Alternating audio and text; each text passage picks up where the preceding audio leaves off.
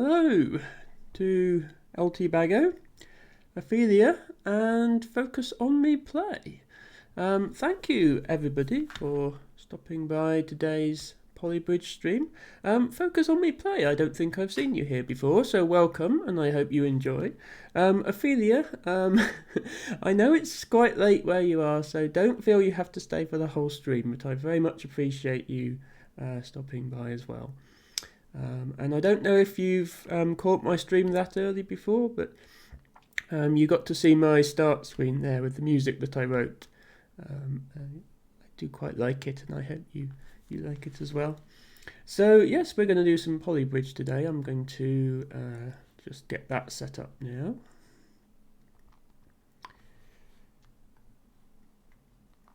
Let's have some music as well. As always, let me know if the sound is to your liking. Can probably make that a little bit louder.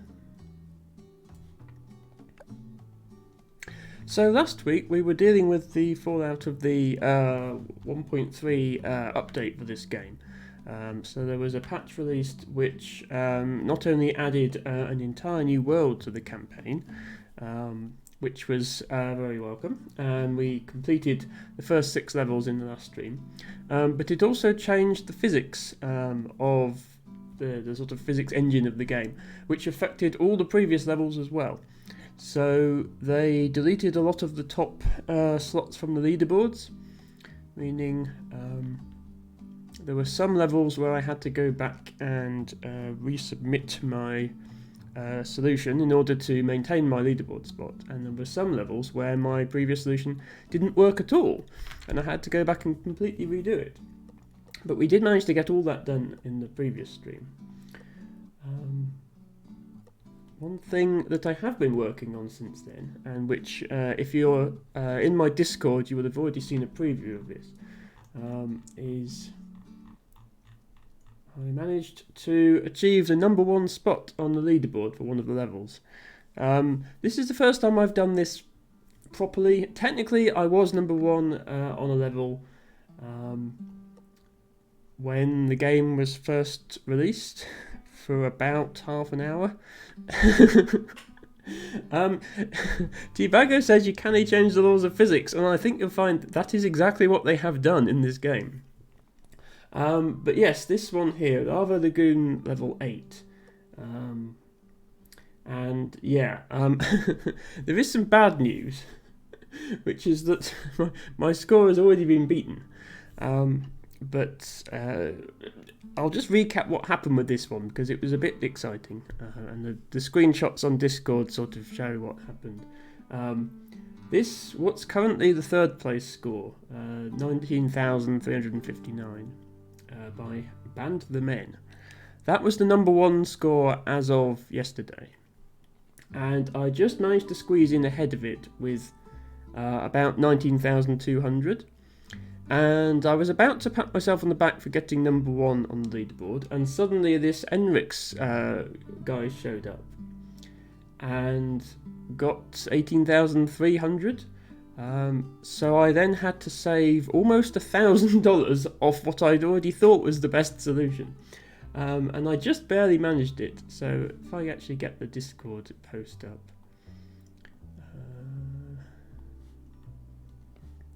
I'm going to have to change the capture, sorry, one moment. That there. And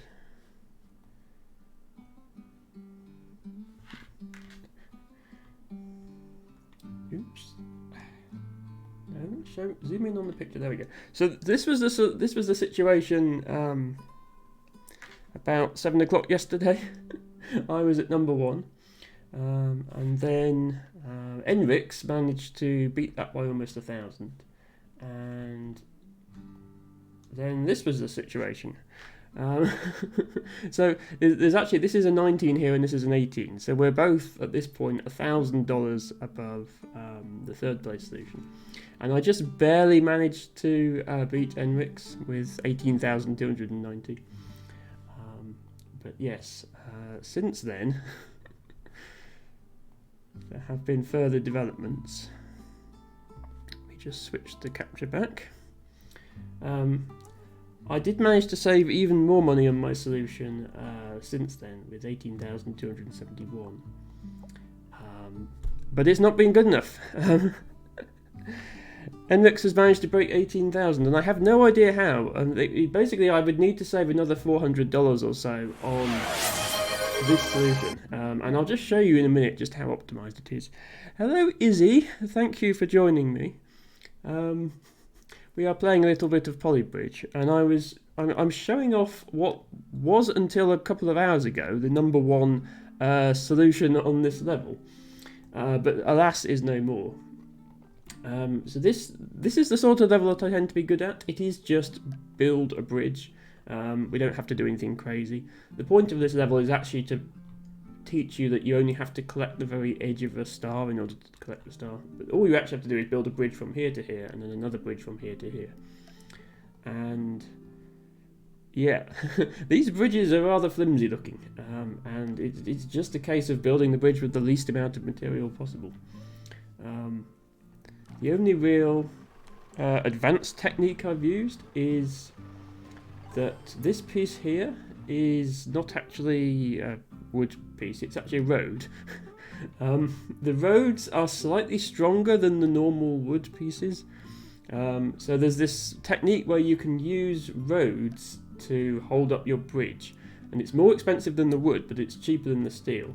If I was to replace this piece with a wood, it wouldn't work. The bridge would collapse. But other than that, it's just building the most efficient solution possible.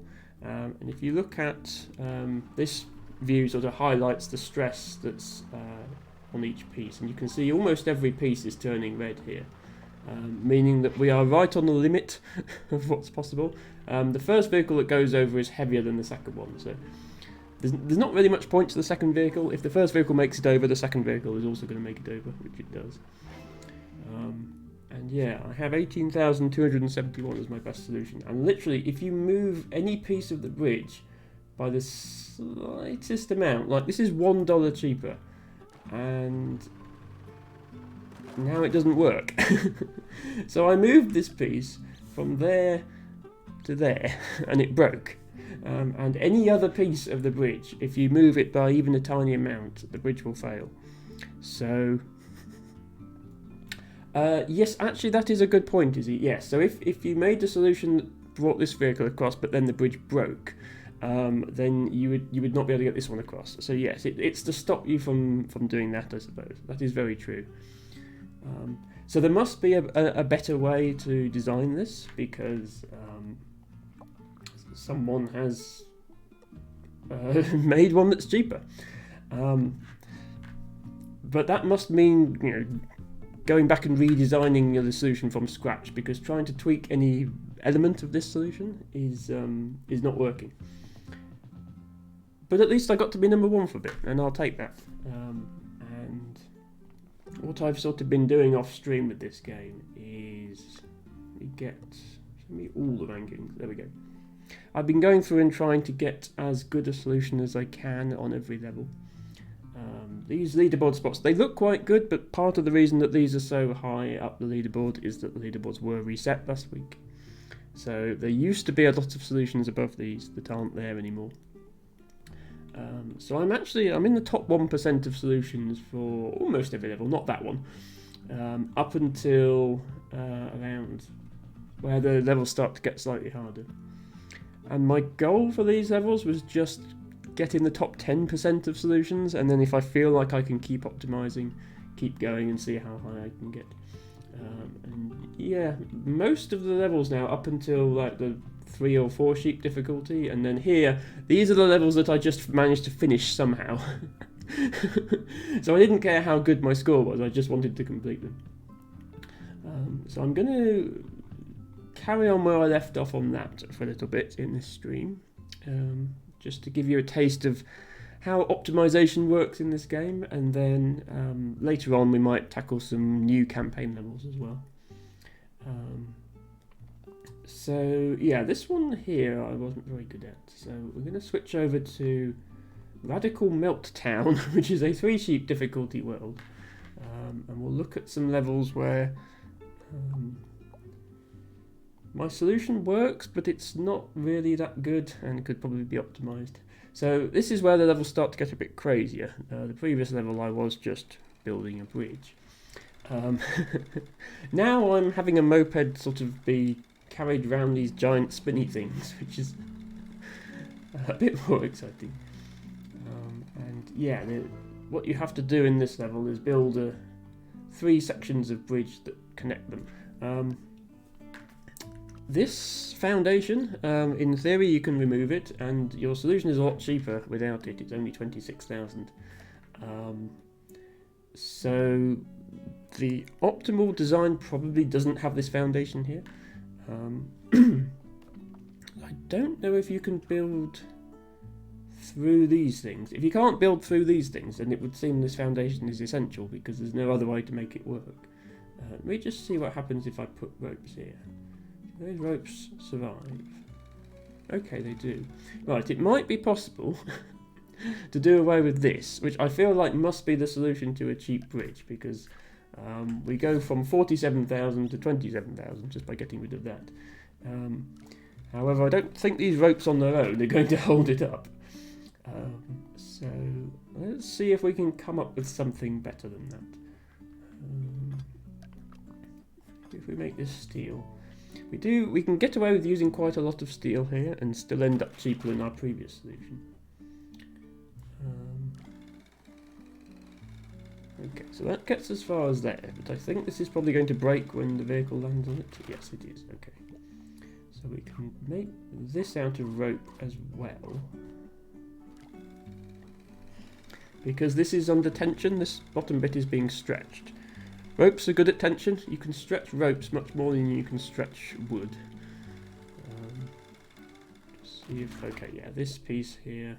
Oh, that piece there. Yeah, that was already steel on the other side. That makes sense. That's steel as well, and I think this will need to be steel. Yeah, okay, so that matches what I did on the other side. Just need it. This is still about $15,000 cheaper than my previous solution. So, okay. Almost there. Just need...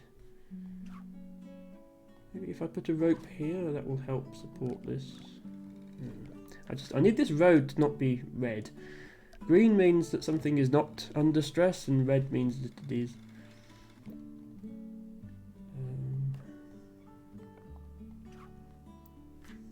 So I'll just play with this for a bit and see if I can make it not be red. Actually, I could just put a steel like that, maybe. Yeah, now the steel is taking the strain instead of the road. But steel is a lot stronger than road. Let's speed this up a bit. Yeah, there we go. Okay, so that was 31,000. Which is, yeah, good enough for top 4% of solutions. Rather than 20-something% where I was before. So I'll just carry on with this optimization and see if I can improve it. I think this can perhaps be a rope as well. Ropes are a lot cheaper than steel. Let's zoom out and watch the whole thing at once as well.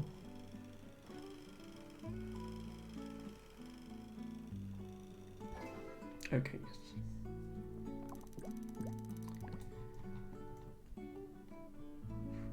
Moving this up. This is one of the quirks of the game physics, is that something like this works. It looks like this is just sort of dangling down from this red square is where you actually attach things. What happens is this piece of steel, the force from this bridge pushes this piece of steel into the land, and these joints have enough friction that the steel piece won't slip, it will actually stay in place. So it's as if there's an attachment point here, like this one. But you have to have a rope here. If you don't have a rope here, it will just slip. Okay, that was not quite good enough. Let's make this bigger again.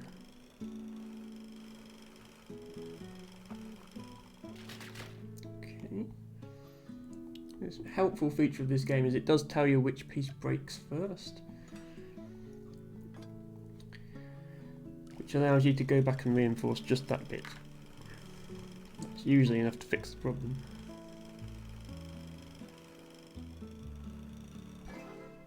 Okay. That wasn't actually cheaper because we had to add a piece of steel. However, I wonder if that allows us to save more money here. Can we do something like this? Not quite. Nope. Maybe would like that. Okay, that works. Let's see how cheap we can get this section of bridge. Hello, Five Crab. Welcome to Polybridge. Today I'm just optimizing some of my existing solutions to these levels, and then if that goes well, I'll be checking out some new levels as well. I was showing off my first place spot on one of the leaderboards, except that it's not a first place spot anymore. It was a first place spot for about 12 hours, and then somebody's beaten it again. But that's more than I've ever managed before, so I'll take it. Yeah, I need to find some way of building this that's cheaper than what I was doing.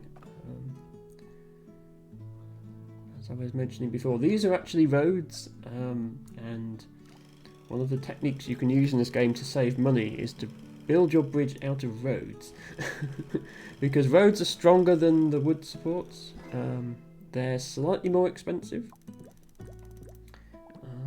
but the steel support's even more expensive. So you have wood, which is cheap and not very strong, and then you have roads, which are stronger and more expensive, and then you have steel, which is even stronger and even more expensive. And you're only supposed to use the roads to make the vehicle drive on, but you can use them as supports as well. So if this works on this side, logically it should also work on this side. So let's try it. Whoops. Let's actually attach it, the whole thing. That would help. Okay. Yeah, so this side is slightly different because of how the vehicle exits this spinny thing. Meaning this road is in a slightly different place. But I can probably still get it to work. Hello, Mac. Yes, thank you. I know it's getting late where you are, but thank you for lurking. I don't know if you've ever played Polybridge 3, but here you can see me trying to optimize some of my solutions. So that's top 2% of solutions I've got here. So my goal was top 10% initially, and then if I feel like I can keep going with the optimization to get to top 1%. So that's what I'll aim for now. Can I make this slightly shorter and have the vehicle still make it on? Optimization is always good. Yes, I thought you would enjoy that sort of game, Mac. How short can I make this before the vehicle falls off?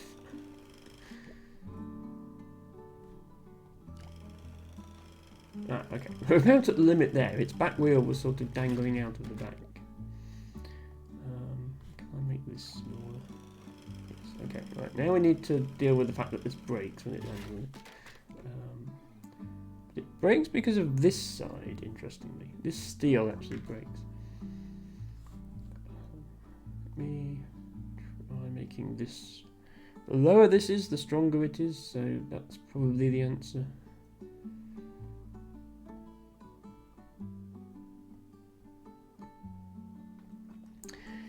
Five Crab says, what if you re-mirror the left side over again? Yeah, the problem with that is the sort of mechanics of this vehicle getting onto this contraption are different to how the vehicle gets off of this contraption.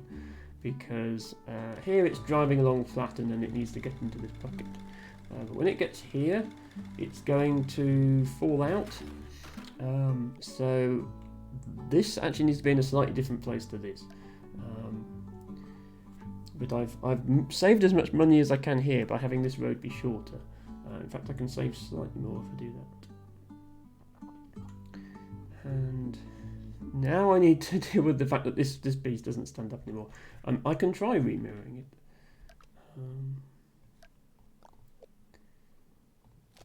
But yeah, well, actually, yeah, I'll move this rope for now, and then if this doesn't work, I'll go back and change that side again. At the moment, it's not even getting past the middle. There we go. Okay, it gets past the middle. Does it land here? Yeah, see, so that's what happens if it's not lined up properly. The poor moped driver falls through the gap and drowns. We don't want that.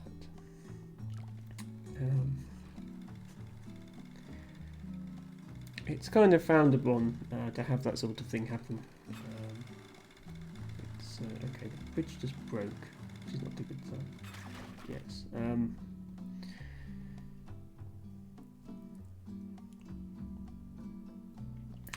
I find that the drivers tend to leave negative reviews on Google Maps of your bridge if they are drowned while using it. It's petty of them, I know. Okay, there we go. That worked.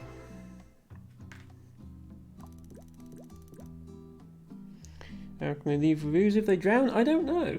Somehow they manage it. Okay, so this is a pretty good solution now. We're at 73rd place, top 1%. But the way these leaderboards tend to work is there's a sort of plateau of lots of solutions at the same sort of cost, and then there's a few very good players of this game who manage to get them really, really cheap. For reference, 5 Crab, this is the level where I was trying to get the top spot on the leaderboard.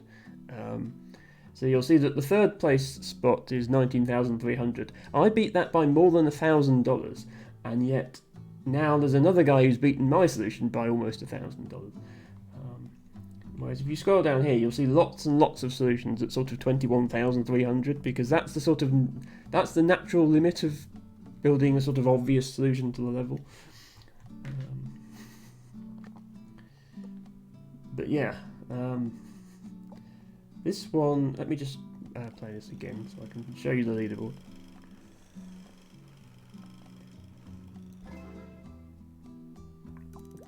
This one, there's lots of solutions at 27,000, but then the top score is 20,000. So, and this guy is 1,500 ahead of the second guy. So there's always a couple of people at the top that somehow manage to get much better solutions than anyone else. And sometimes they share their solutions with other people on the Discord. Sometimes they keep them to themselves and leave us all trying to guess how they did it. So I can probably make this shorter as well. Have the vehicle still make it on there? Yes, okay. I wonder if I can get rid of this piece entirely if I shift all these pieces along a bit.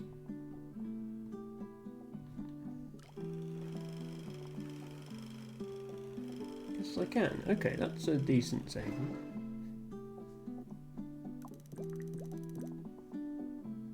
Ah, 14th place. Yeah, there we go. So this is sort of the limit of before the costs really start to drop off. Since this is actually lowered stress in the middle section. You're right, 5 Crab. I did notice that. Since I'm doing quite well on this one, I'll sort of push this as far as I can go, and then when I run out of ideas, I'll move on to the next level.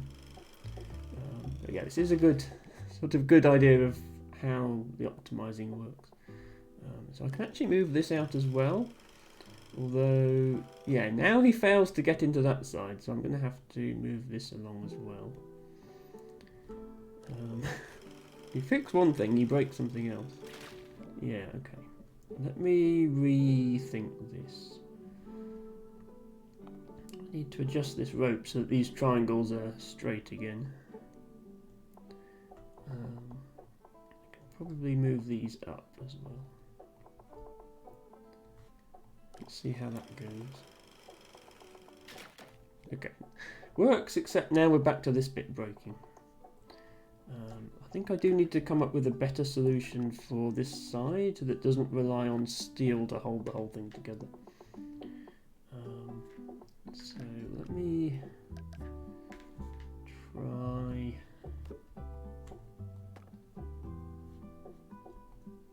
Let me try wood here in this formation, and also a rope here. That's still cheaper than using steel for it.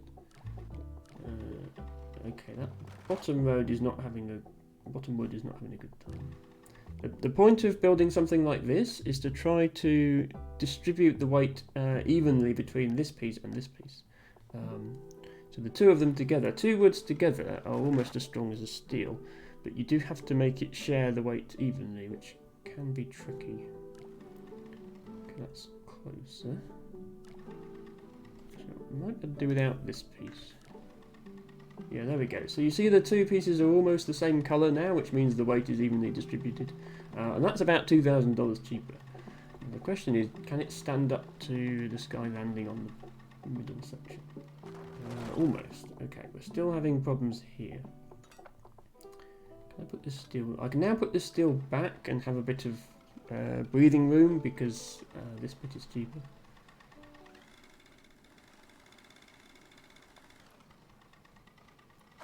Okay, not quite. What's actually... I think what might be happening here is he might be landing on here. Let me slow this right down. Is he landing on there? And then... Okay, yeah, it's only when his back wheel comes down that it breaks. So if I move this higher, he won't have to drop off as far. There won't be as much force, and then it might not break.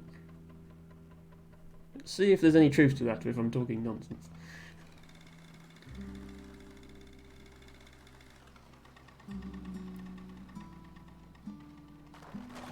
Maybe. Because this is more expensive, but it's cheaper than having to fix the rest of the bridge. Ooh, just got stuck on the back there.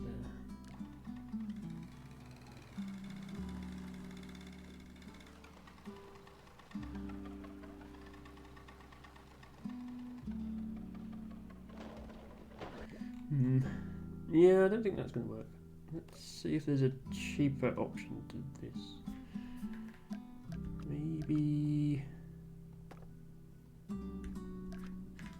something like this would help. Oh, that breaks. Make that a rope. That breaks. Make that a rope as well. Everything is going to be orange here because everything is going to be under stress, and in a well-optimized solution, in a well-optimized solution, everything is going to be right on the point of breaking, and the trick is just to get it not breaking. Okay, yeah. So now he managed to make it across this piece, and this didn't break, and then this broke. So I'll repeat mirroring of this over here because this is a lot cheaper. Yeah, well, exactly 5 crab. Imagine, depending on your age, you might have to think back quite a long way, certainly in my case, but imagine when you're sitting exams and you've got to try and study for everything. You want to keep your stress level just below the breaking point and not actually let it break.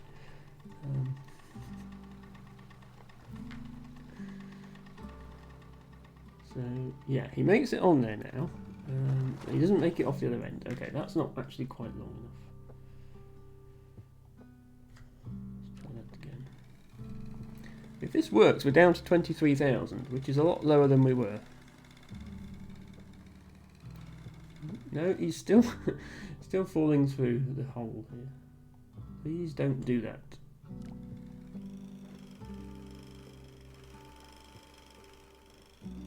There we go. Okay, does this last piece work? No. Okay. So actually the rope breaks. Ned to bring end of middle up again. Well, I think it's okay how it is now, as long as I can get this to work. Let me just try replacing this. Is what you did, yes. Okay, thanks. You try replacing this with a steel. It's an extra $500, but as I say, this is still cheaper than any previous working solution I had. So, okay, this might need to balance this slightly better. See how this top piece is actually darker than this bottom piece, meaning it is under slightly more stress. The goal is to get both pieces the same colour, meaning they're sharing the stress equally. Okay, I think that's the same colour now. So if this fails still, that basically means, okay, there was no way that a wood was ever going to work there. Okay, and it does work. There we go. So that is... yeah, that's actually 6th place on the leaderboard, which is pretty nice. But we are still $3,000 away from this guy in first. Let me see if I can get to 5th, because this is actually not too much higher. As I say, the only reason I can get so high on the leaderboards is because of the physics patch last week that reset all the top spots on the leaderboards. So the asterisk on the leaderboard means that the solution broke. There are actually separate leaderboards for solutions that break and solutions that don't break.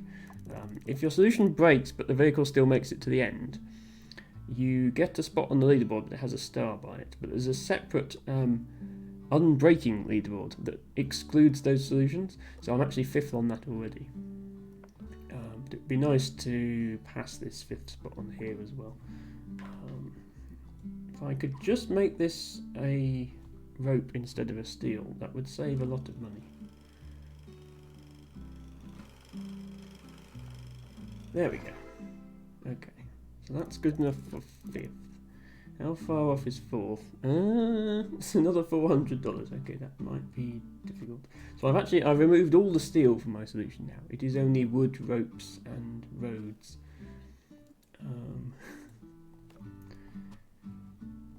Can this be a wood?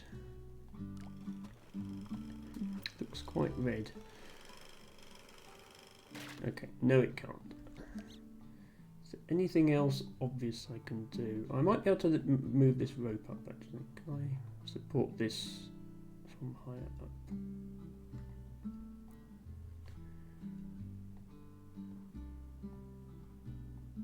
That's cheaper. Hello Dustin. Pretty much behind in all my classes, says Dustin. I'm sorry to hear that. And if you need to study rather than watching my stream, Dustin, I won't be offended. Honest. I mean, obviously feel free to lurk in the background while you're studying. And Mac, thank you. Yes, it's quite late over in Europe where you are. So thank you for dropping by, and I hope to see you again soon. Okay, that just instantly breaks. It's not a good sign. Let me lower that. Find the point where it doesn't instantly break, and then we'll see which side. That side. Okay. Maybe lower this as well. Okay, that doesn't instantly break. What does break? This rope. On the other side, we moved that rope down and it helped. So let's try that this side. Break. Back to the road breaking. Yeah, we're sort of getting to the point where whenever you change something, something else breaks. So this might be about the limit. Let me just see if I can get down to 23,000, because that would be a nice milestone to get to. Okay. Within $100 of it. Can just save $100 somewhere in this solution, and we'll call that good enough for now.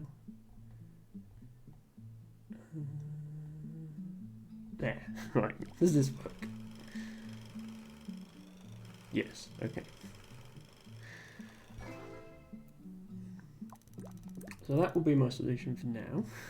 If I return to the campaign, I'm just, as I say, I'm just going to go through levels that I didn't do very well the first time and see if I can do them a bit better.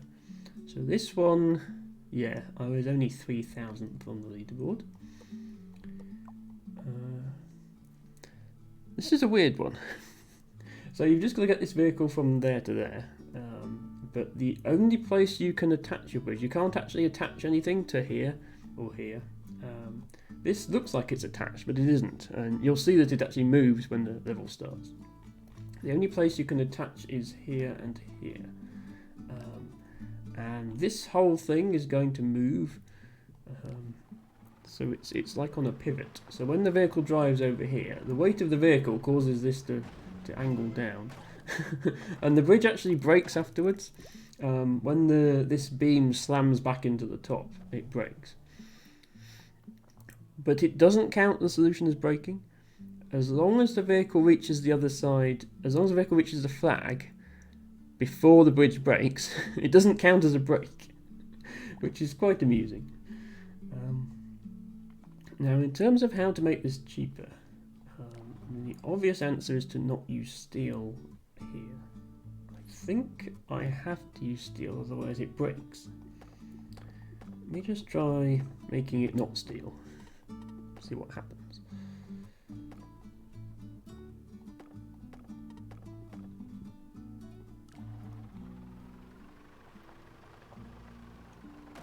Okay, as predicted it breaks. Now maybe it doesn't all have to be steel. I can get away with just a few pieces of steel. Okay, I don't want it to break before the vehicle gets to the end. I want an unbreaking solution. Even if it's not technically unbreaking. Okay, that broke there. I noticed this piece was very stressed. I wonder if that can be a rope. Okay, that looks a bit heavy. Still broke there.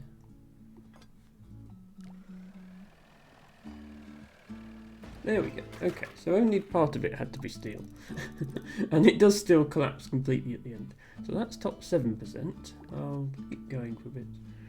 My next thought is, can it actually drop the vehicle off a bit earlier? If I make this shorter, so the vehicle falls off sooner. The whole thing breaks. Okay, that's interesting. Did not see that coming. Yeah. It's funny that that breaks and that doesn't. You wouldn't think that would cause such a difference.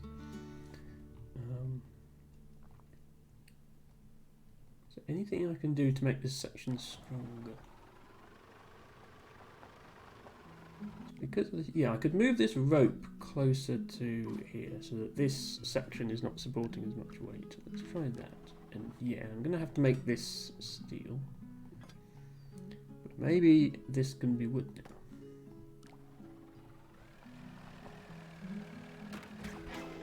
Not quite.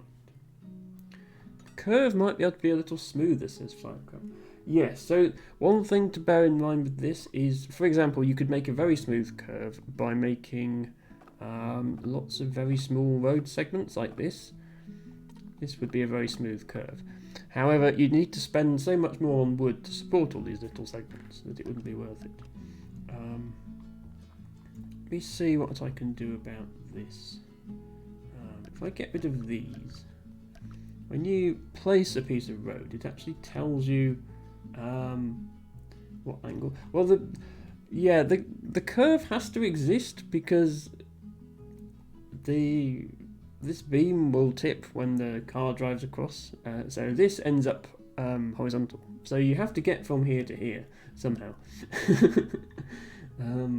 But yeah, let me make a much smoother curve. When you place a piece, if you look carefully under my cursor, it actually tells you the angle that it's at. What if straight diagonal lines, says Firecrab. Okay, let's try that. I don't have a goal to get to any particular number of levels this stream, so we can always just take a long time at it. So we're going to start here and we're going to finish here, we know that. It also use less material. Yes, it would use slightly less material, that is true. So let's build a more or less straight line. I suppose we actually don't want this to be a curve either. So the straight line should be between here and here, which means we need to adjust these two pieces as well.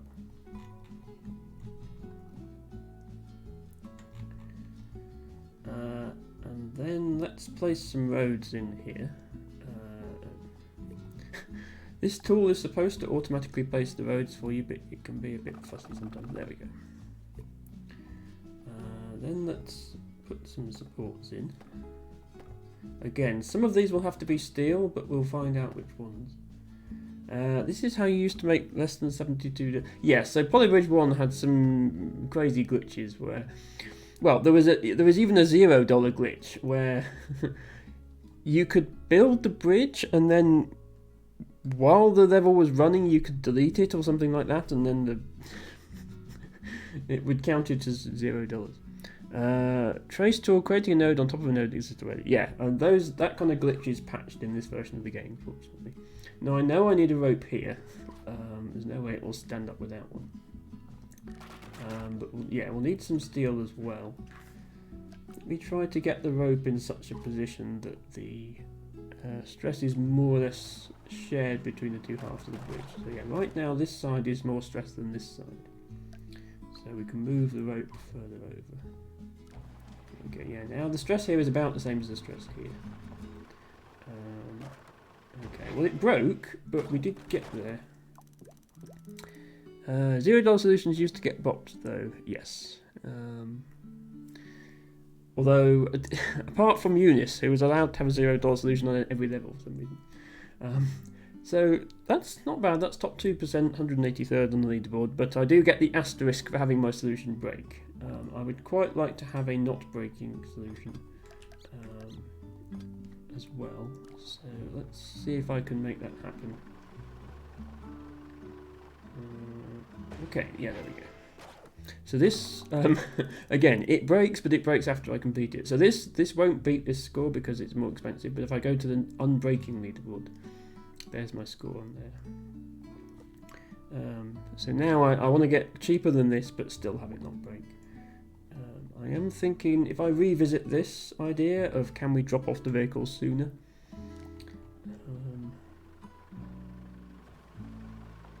Because yeah, it's going to sort of follow a trajectory, and there's no rule in this game that the vehicle has to land upright. Having it slam into its roof is perfectly fine as long as it touches the flag at the end. So that's obviously cheaper. Yeah, can I? That's my next thought. Can I remove this road altogether?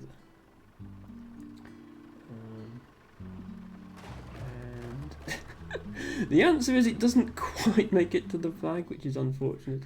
I might be able to angle this to persuade it to roll slightly differently and have it get there. There we go. So that's cheaper all round. Still breaks, but we've climbed the leaderboard a bit. By the way, Dustin, I don't think you were here right at the start of the stream. So I didn't show you my #1 leaderboard solution. I did post it in the Discord, which you might have seen. Unfortunately, somebody has since beaten it. So the situation as of about 7 o'clock yesterday was that this solution here, the 19,300 solution, was the top solution. And I have managed to beat that by over $1,000, and this was #1 for about 12 hours, but then this guy came in and has beaten my solution by almost 1,000. So suddenly there is fierce competition at the top here, and on this solution here, this is really optimized as far as I can do. So I have no idea how this guy got so much cheaper. Yeah, hi there Zando, yes, it was #1. It was #1 for about 12 hours and somebody's now beaten it, unfortunately. But that's the first time I actually got first place on a Polybridge 3 level, apart from about half an hour after the game was released, when I very briefly got #1 and then was beaten.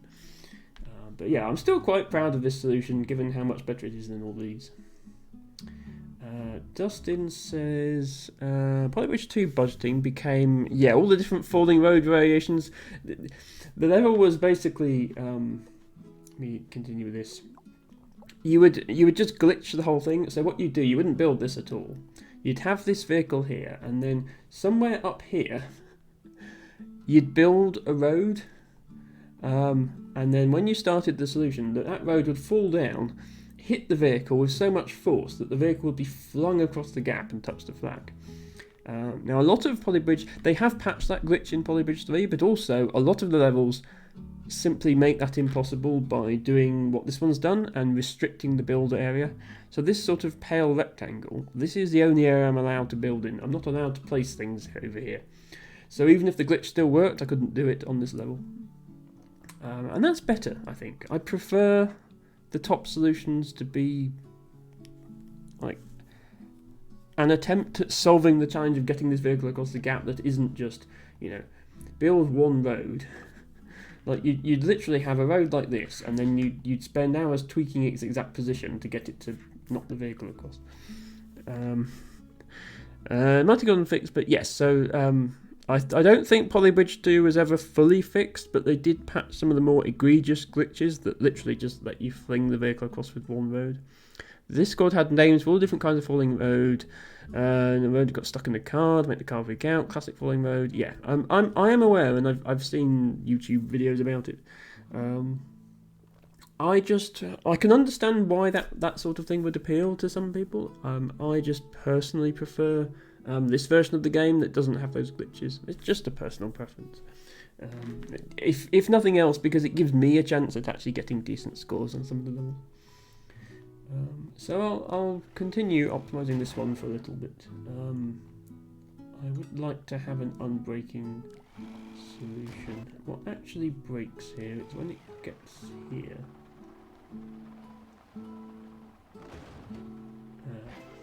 Yeah, it actually breaks after the car has left it, when it's sort of springing back. But because the car now takes a bit of a tumble to hit the flag, it breaks before the flag gets hit. 5 Crab would like to draw my attention to might be able to lengthen the right side rope, i.e. less steep diagonal to remove the steel. Possibly. So lengthening the rope would increase the cost in and of itself, but that is a possibility. Something to bear in mind is if the vehicle isn't as high up, then it won't travel as far after it falls off, so then it might miss the flag again, but we can certainly try something like this and see what happens.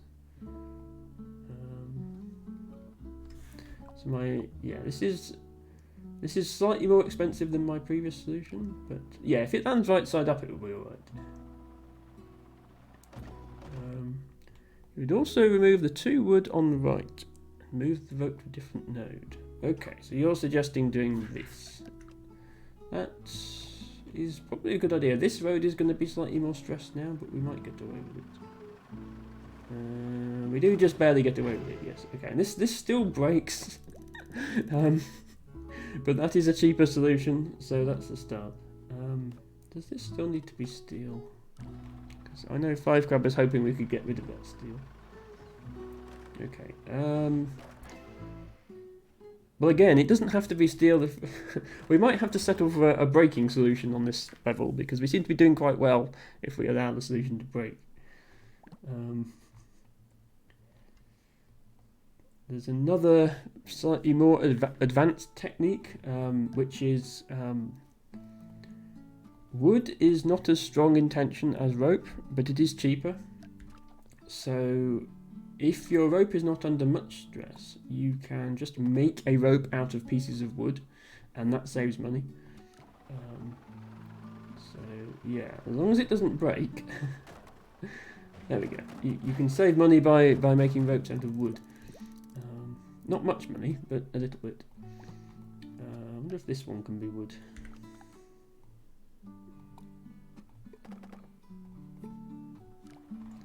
Okay, yeah, so this one, yeah.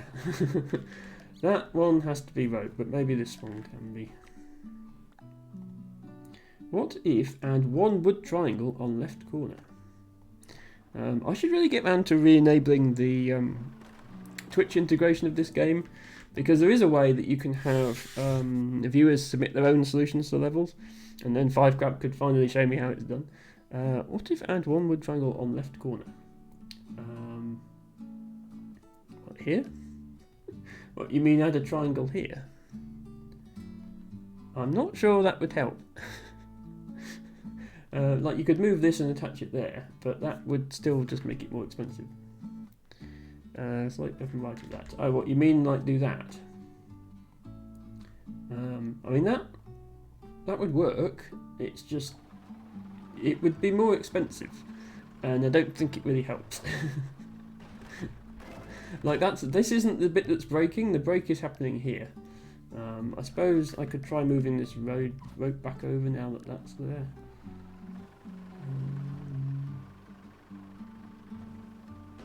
Okay.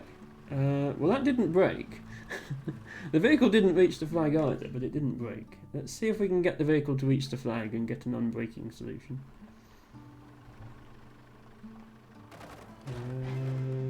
No, it broke again. Okay, yeah, so you see this is $800 more expensive than my previous solution. But it would, if we can just get it to not break, that would be an improvement.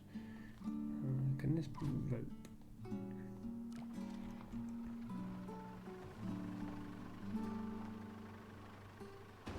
Okay, right, that's my best unbreaking solution. You sort of have to decide which leaderboard you're going for, and then there's actually, just to complicate matters further, there's a third leaderboard, which is lowest stress. So for this leaderboard, you can spend as much money as you like, as long as you stay within the budget. So you can spend up to $60,000, and then your score is how stressed your bridge got. This leaderboard requires completely different designs to the other ones, because with these you're keeping your stress just below 100% and minimising the money. With this you're minimising your stress and keeping the money just below the limit. And the building techniques needed for this are very different, and I haven't really learnt them yet. So yeah, most people are going to just have very stressed bridges, but it is possible to get down as low as, wow, 8% on this level. So you can build a bridge that's so sturdy it hardly moves at all when the vehicle comes across it. And again, it's the same sort of thing where most people only optimize it as far as like 37%, and then suddenly there's this drop off to the real pros on this level. Dustin's stress is always above 100%. Okay, Dustin, we won't drive any vehicles across you then. Is that because you're behind with your studies, Dustin? And if so, all I can say is maybe you should study, but if you want to lurk in this channel while you do so, that is very much appreciated, as always. Right, let me just get back. Okay, yes. So this is the situation. We've got two competing solutions, one of which breaks, one of which doesn't. And was this actually top 1% or not?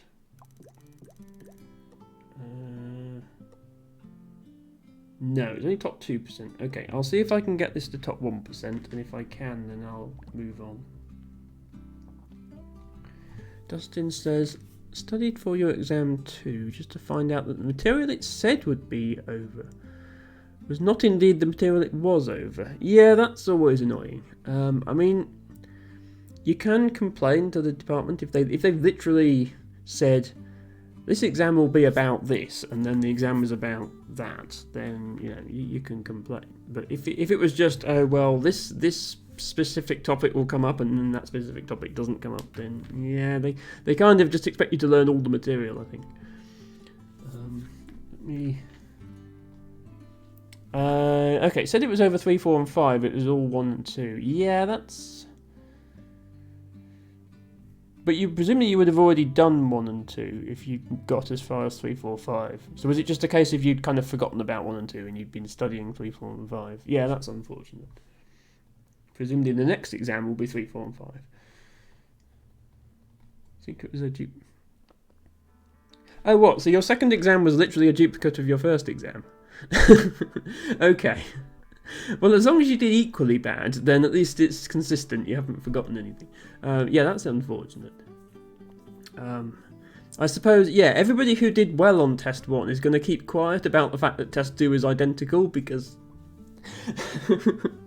they'll have been like, oh, right, well, just do that again then. Not bother learning 3, 4, and 5. Yeah, it's not going to let you. It's not going to let you go back and look at the boomers. Yeah, is this one of these online electronic tests where it just sort of automatically gives you a grade? Yeah. We didn't have those when I was at uni, but then, as I say, I'm old. Can I make this slightly thinner? Almost. It breaks. Okay, that doesn't break.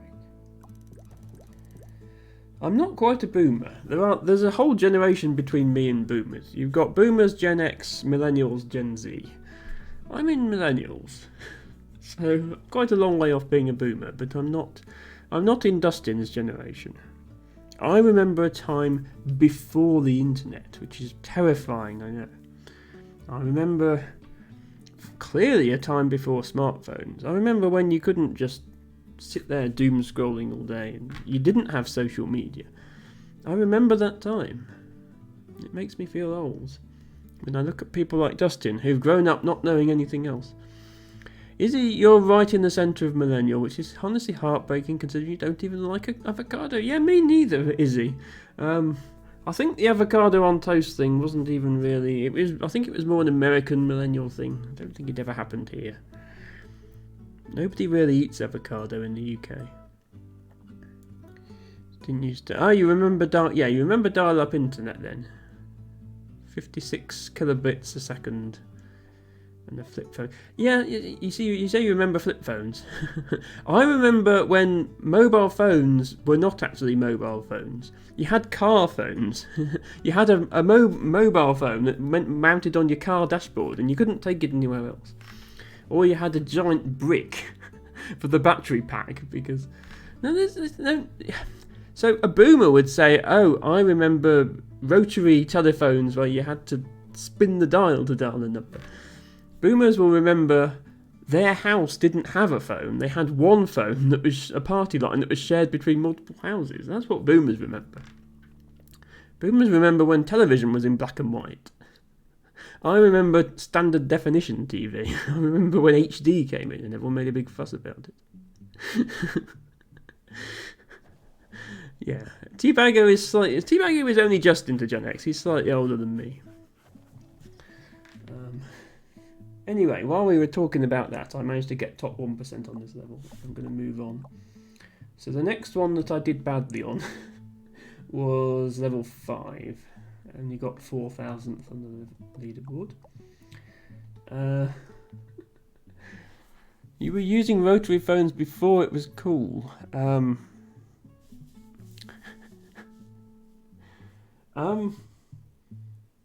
Alright, Alexander Graham Bell. One of the big events in your childhood when we went from 4 terrestrial channels to 5. Yes, so Izzy, I remember that as well. So it was different in America. I think America always had sort of 40, 50 terrestrial channels pre-digital. But in the UK, we had 3 until the 1980s when they brought in Channel 4. And then the early 2000s, they brought in Channel 5. And that was a big thing. Well, in those days, we didn't pay $40 a month. In those days, you had the BBC channels with no ads, and you had the other 3 channels were free to air with ads. But in order to own a TV, you had to pay basically a tax to the government. 97. So yeah, late 90s, not quite early 2000s. But yeah, then... things changed fast. Then you got satellite TV and cable TV, which gave you hundreds of channels. Then you got smart TVs, and then you got YouTube on your TV, and now you have as many channels as there are YouTubers. And then you get Twitch and streamers, and this is effectively a TV channel. If you showed this to somebody in the 1980s, they'd say, yeah, you're broadcasting I can look at that on my TV. So anyone can make their own TV channel anywhere, anytime they want, which if you told somebody that 20 years ago, they'd think you were mad. Because nobody had internet fast enough to stream video at that time, at least not in the UK, they didn't. Well, exactly, 5Gub, yeah, in the UK you have TV licensing. But it's called licensing. It's basically a tax. It's basically the government finding an excuse to tax people a bit of extra money because everyone's got a TV. And I agree. Yeah, having the sort of the services now that are both ad supported and subscriptions. So yeah, you're paying $40 a month and you still get ads. I don't see the point. Okay, here I am on Twitch, but your choice is pay or have ads, not both. But yeah, I tend to get things like Twitch Turbo and YouTube Premium, and honestly, I don't remember the last time I saw a video ad that I didn't immediately go, oh, hang on, my ad blocker isn't working or my premium subscription isn't working. I hate ads. I make every possible attempt not to watch ads. I mean, yeah, so I don't actually run ads on my stream, but Twitch puts pre-roll ads on. So yeah, you get one 30-second ad followed by 7 hours of content, even if you're not subscribed. And I'm not going to tell people whether $5 a month is value for money for my stream. It's probably not in the grand scheme of things, but if people want to support me, the thing is the more money I get, the more incentive I have to continue making this content, and that's how it works with all content creators. I'm never going to be able to do this full time. I'm just not. The level, the size of your online brand has to be so big to be able to do it full time that it's just not a consideration. But it's, yeah. If I see that people like it and subscribe, I will continue to do it because I know that people enjoy it. I have the best. I wouldn't say I necessarily have the best emotes on Twitch. I mean, they're quite nice. I will give you that. So I'm just going to screenshot your comment, Dustin, and send it to my artist, who will very much appreciate your thoughts. But yeah, I don't have the best emotes on Twitch by a long shot. There are some very nice ones.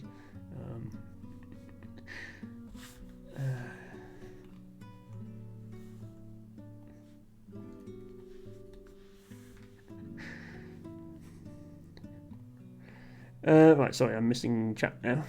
People see value they want to see value in. Absolutely, Izzy, I completely agree. You can own TV. So as T-Bagger points out, in the UK you can own a TV without a license. You just can't watch live TV. But things like iPlayer and the on-demand services for the formerly terrestrial channels, those are considered live TV that you need a license for. So most people have one. iPlayer's covered by the license. Top 1% of emotes. Yeah, maybe. I mean, they are paid commissions. I have spent quite a lot of money, significantly more money than I've received in subscriptions, on commissioning those emotes from a proper artist. You know, I didn't just get them off Etsy or something like some people do. So I won't reveal exactly how much I spent because the budget included my offline screen and my subscription badges and my channel point icon and all those sorts of things. But it was quite a bit. And I think it was worth it because, you know, I think Ancient Cosmographer said he only subscribes to my channel for the emotes. So why didn't you just commission it from the Harry Potter furry? Because I wanted them to be good, Dustin. And hopefully you agree that I've succeeded in having them be good. Anyway, well, it's true. You get what you pay for in this regard, I think. Anyway, so some time ago we were doing Polybridge. This level, you have this sort of guillotine of death that's slicing through your bridge, and you have to have the vehicle make it under. But you have to leave gaps in the bridge for these spikes to go through. And Yeah. If you can be serious for a second, anything related to Harry Potter feels very dodgy as a trans person. Izzy, I completely agree. So I do not consume or purchase any media related to Harry Potter because I do not want to support the author of that content. I agree that, certainly the books were good. They got children interested in reading again. The films were good. They were produced to a high standard. But I have no interest in giving J.K. Rowling any of my money because she is using that money to actively work to undermine the rights of trans people in the UK, and I cannot support that. And Izzy, I'm glad you feel the same way. Yes. Yes, Dustin is specifically referring to some graphic artist spammers who came into my channel, as tends to happen on Twitch these days. But yes, both myself and Izzy have a very personal reason not to support any Harry Potter related content. And to let everybody know at every opportunity that J.K. Rowling is a massive transphobe and just generally a horrible person in general. Right, I'm going to start saving money on this bridge. Possibly this can just be steel like that, not have this extra part. It needs to. It's a simple bridge, except it needs to handle. When the wheels of the vehicle hit these gaps, they create quite a lot of force on the bridge, and it needs to be able to handle that. Having said that, this can probably be lower.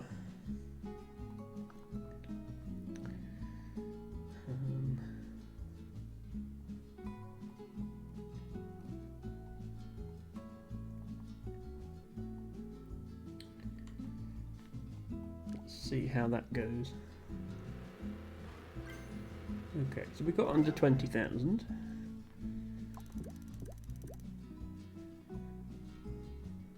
Still got a way to go, looks like.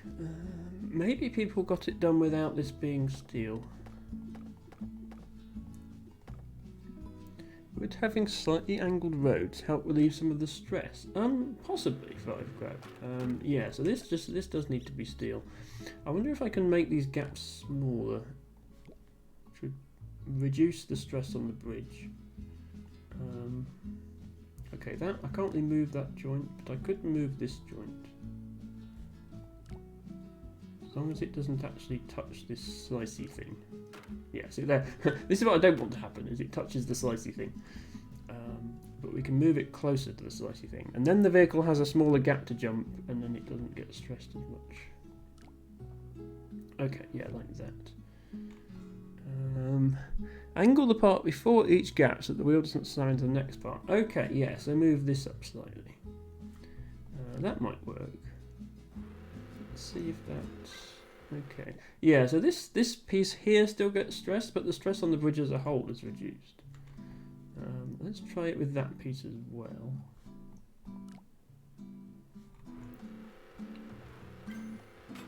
Okay. Yeah, it's still...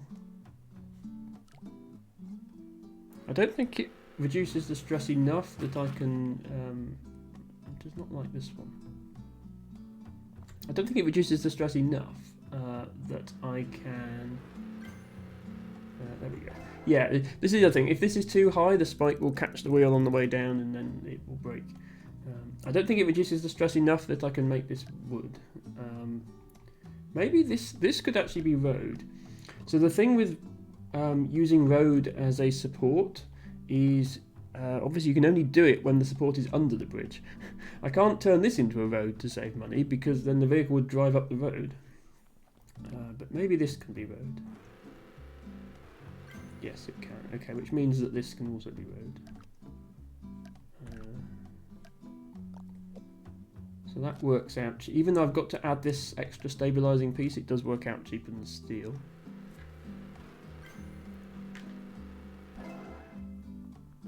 Can it be wood? Well, that's the next thing to try. Make it wood. And the answer is no. But can it be a shorter road? As in, can I make it like that? Is that too much of an angle? because obviously this is going to be a lot cheaper. Dustin says no way. Dustin, yeah way. I'm afraid yes way, Dustin. You feel like some of the middle steel could be rope. So this is in compression, not in tension. If I made it a rope, then it would just collapse. The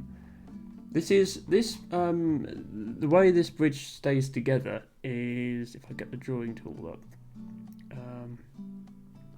these pieces form an arch. I mean, it's not a very good arch because it's flattened on top, but that's an arch, and then every piece on that arch is in compression. The roads are actually slightly in tension, but only slightly, and they'll be in compression when the vehicle drives over them.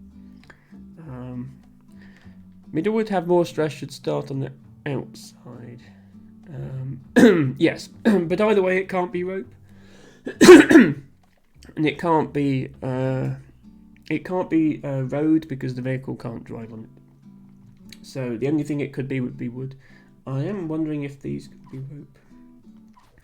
It's more expensive, but it would allow me to cut the budget. Okay, that can't be rope.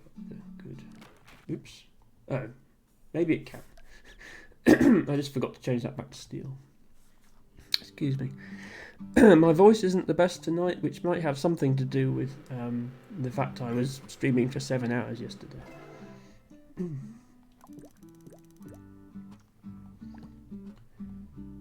I'll leave these as rope for now and see if it helps me optimise.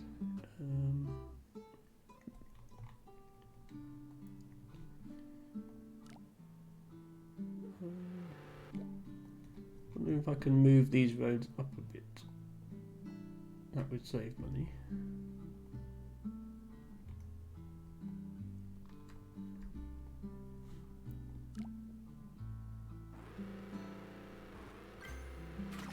Yeah. It needs to be low enough that this spike doesn't catch on the wheel on the way down. This one, it only just makes it through. If I play this in slow motion, it just barely. Yeah, it actually hits the spike there before it carries on. But it's small enough of a hit that it doesn't break the bridge.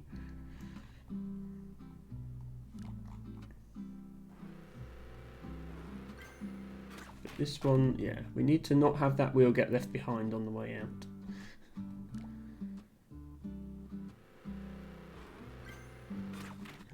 At the moment, I'm just figuring out the highest that this road can be effectively. If I make the road here and it gets it under, then I know the road can't move any higher than this.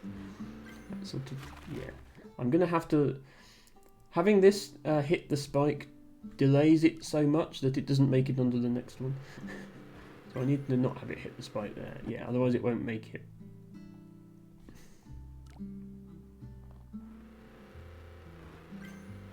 There we go. Okay. We'd start with the long steel rods, turning them into wooden supports, suggests Dustin. I take it by long steel rods you mean these ones. So let me make those wood. And they break. Yeah, unfortunately this does have to be steel, I think, this whole section. But it's possible. I can't raise the road, but maybe I can lower the steel. That's the next thing to try, is to make this lower. Yeah, well they don't break when it hits the spike, they break when it hits, when it crosses this gap. Is it still hitting the spike? Okay, it is still hitting the spike. Let's make this low again. Let's make it just to the point where it doesn't hit the spike. That still hit the spike.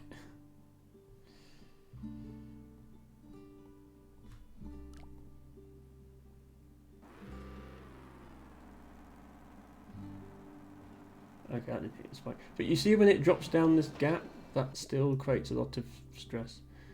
And in fact breaks the steel now. So this does need to be slightly higher.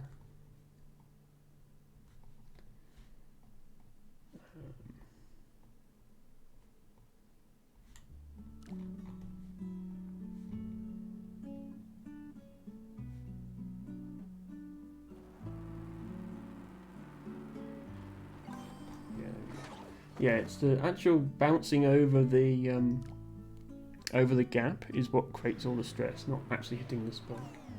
Right. Okay, now maybe this gap be smaller again. It's making it over the first gap and not the second. Okay, there we go. Now it makes it. But it's quite getting sort of to the limit of where it can go. Okay, that stops 7%. Actually, no, hang on. I don't need to be on the unbreaking leaderboard. I can be on the normal leaderboard. Right. They won't hit. If it's lower, you can make the gap extra smaller. Yeah. So this spike is pointed. So the lower down it is, the smaller the gap can be. That is true.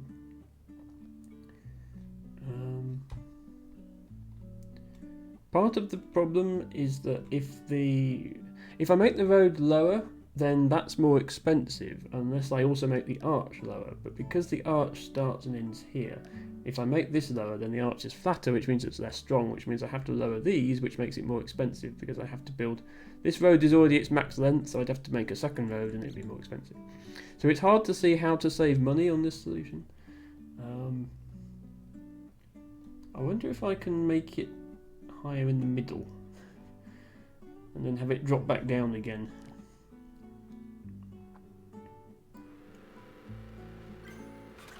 Almost.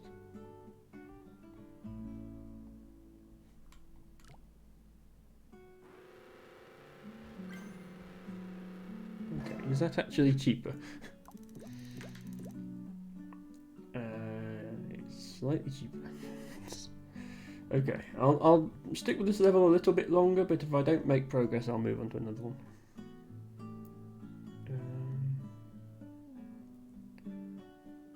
Can I get away with fewer steel pieces? If I do that, that would save money.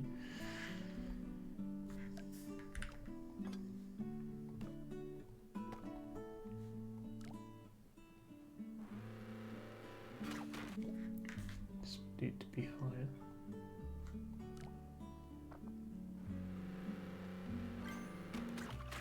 Almost. Getting there.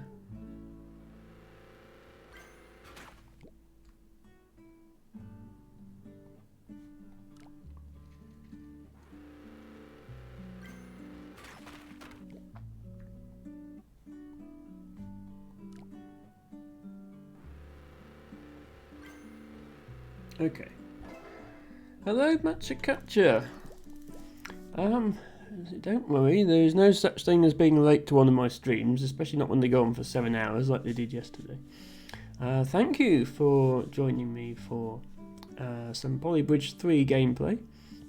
I'm currently going back through my previous solutions and trying to optimise them a bit. Yes, Emmabot is always late.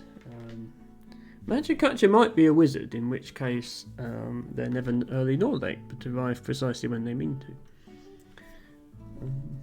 I think we'll call that one optimised enough for now and try a different one. Magic, I was looking forward to showing off my first place spot on one of the leaderboards.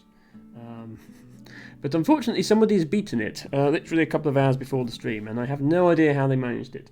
So I'm second place on one of the leaderboards. But I was first for about 12 hours, which is not bad. I'll take it. First time I've ever been first place. No, I didn't cheat, Dustin, and I don't think the other guy cheated either.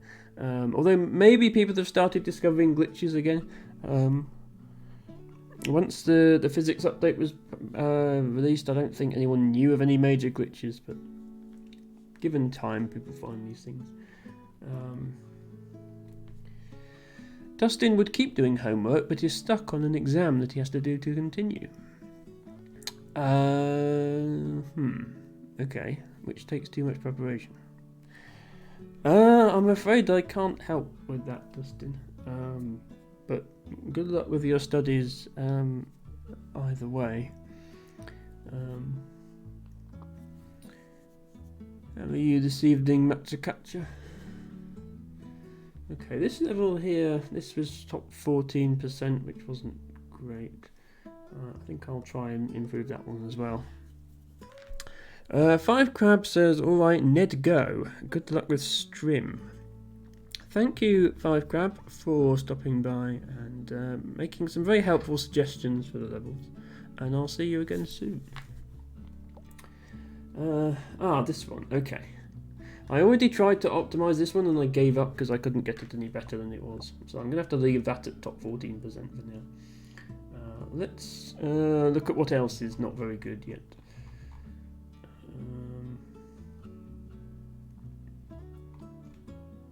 Those are the ones I just did. This one, okay. Bottom 19%. Right, this one really needs to be improved. Okay, this is a jump level. I never like jump levels because I always feel like there's a lot of tweaking involved and a lot of luck in getting the vehicle to land in just the right way. Which is why I don't put much effort into them, as you can see from this solution. It's really not very good. So I'll do a little bit now. Do you know about the game of Frog Fractions? I did play that game many, many years ago, yes. Is that your homework, Dustin? Because I'm a bit concerned if it is. I don't think it's something I play on stream. Actually, wasn't it a Flash game? So yeah, I can't play it now anyway because I don't have Flash anymore. But yes, I do remember that game. Oh, somebody's done a Steam release. Okay, that makes sense. Yeah, a lot of the more popular Flash games have been re-released on Steam, so that makes sense. Okay. So I think there's two parts to optimizing this level. First part is get this jump here as cheap as possible. That will affect the landing on this jump. So this will have to be re-optimized. So it doesn't make sense to do this bit first. It makes sense to do this bit first. So I'll get this as cheap as I can. Which is probably going to involve replacing these steels with woods. I can't replace them with roads. On this level you only have a limited number of roads available, and I've had to use all the roads to make these jumps. They have to limit the number of roads available because otherwise you could just build an entire bridge instead of building jumps like they want you to. Dustin was watching someone play what is effectively Frog Fractions 2 the other day, same developer. Okay. I didn't know there was a sequel, and I might check that out at some point. Hello, the RE77. Welcome to Polybridge. I'm just going back through some of my previous solutions to campaign levels, seeing if I can optimise them a bit. I was going to show off my first place spot on one of the leaderboards, but a couple of hours before the stream somebody beat it, and now it's only a second place, which is a bit less impressive. Thank you, Matcha Catcher, for redeeming drink water, which I will now do.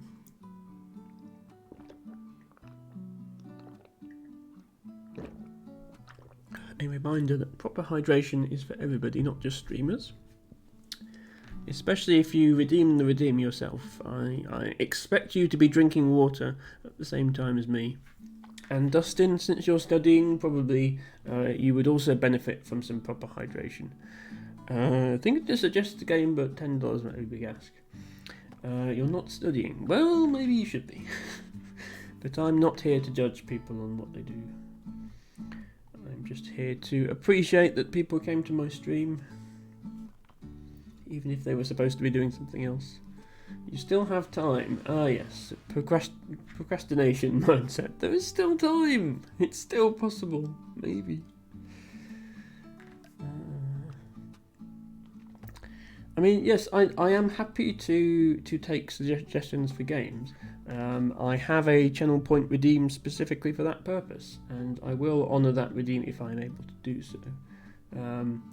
But yeah, the other day Ruby was talking about suggesting a game, but then she never did, which is kind of a shame because she kind of plays point-and-click adventure games, which I used to play a lot. So presumably she was going to suggest one of those, but she hasn't yet. Do I actually need any of this top support? Oh, yes, because of that. What if I just put a steel here, which is still cheaper than all that top stuff? Okay, that works. Yeah, so you see how it's changed the landing? This section of the bridge now breaks. So I'll have to go back and readjust that afterwards. Oh, you already did 3 assignments today, which is 3 more than you usually do. Okay, Dustin, that's fine. I accept that you have studied today. Well done. Let me see if I can just replace all of the steel wood. No. Okay. What if it's better wood?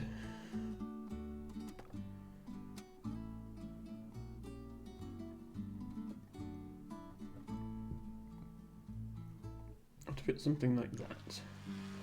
Okay, that works. So then it's a case of which pieces in this structure do I not need? Do I need that piece at all?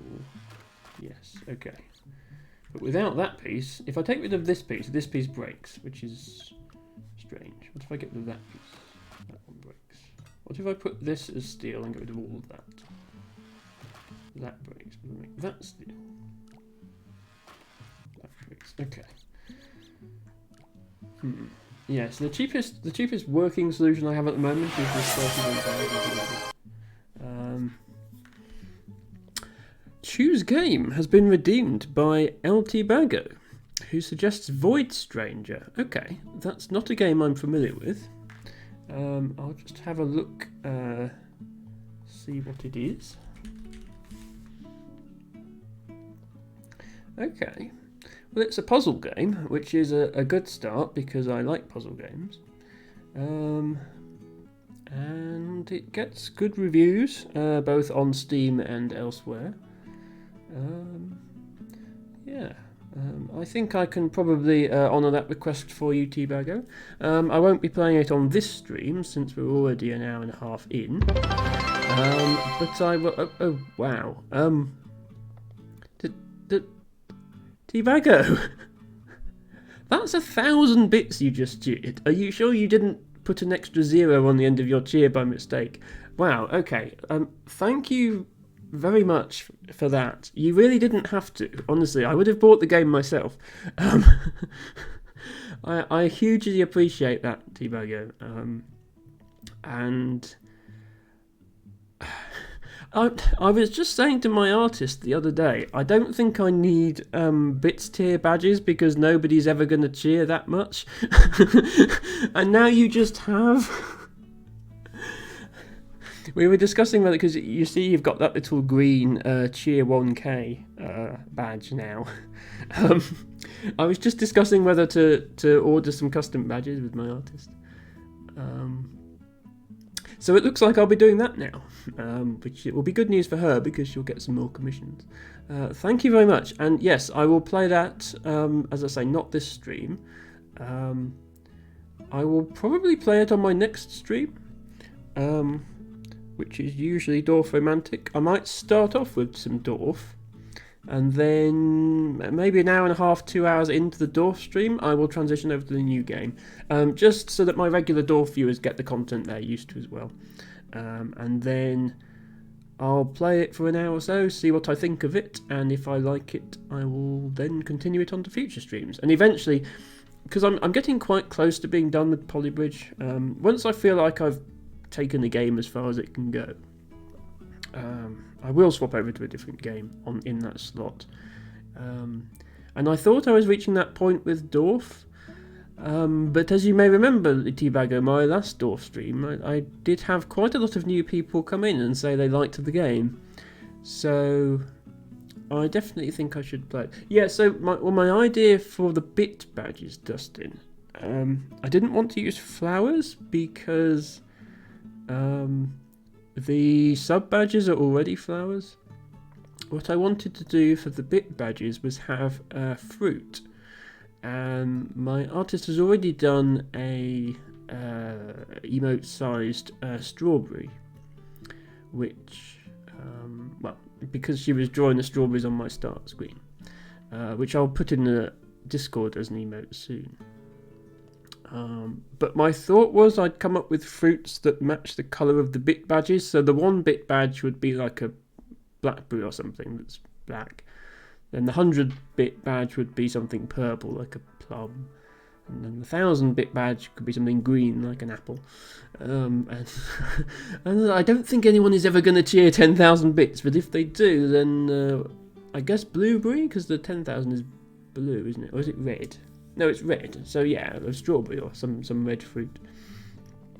It doesn't need to be Friday if Dorf is doing well. Can switch to Sunday stream or part Sunday stream. Yeah, as I say, I thought I was about done with Polybridge, but then they released this new update.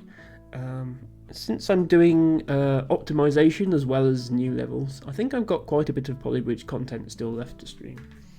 I mean, I haven't checked out the weekly challenges or the workshop or anything like that. So yeah, there's still plenty of Polybridge content.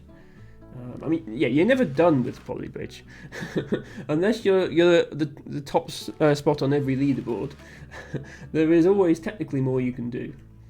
But yeah, I don't know about top 1%. I might try and get top 10% on every level. That's what I'm sort of settling for at the moment. I feel like not all this wood is necessary, but I haven't found any one piece that I can get rid of yet without it breaking.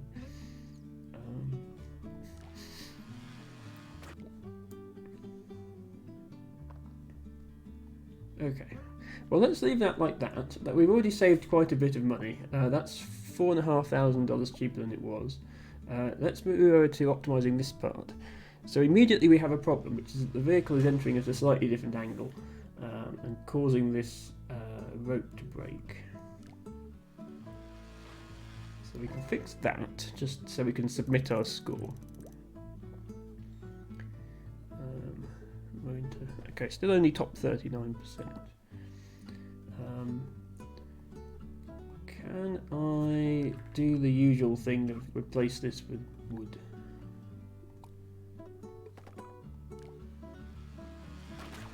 No, I can't. Okay. Actually, is this... Okay, that's currently 2 ropes. I might only need 1 rope instead of 2 ropes. Yeah, okay. That saves a bit of money.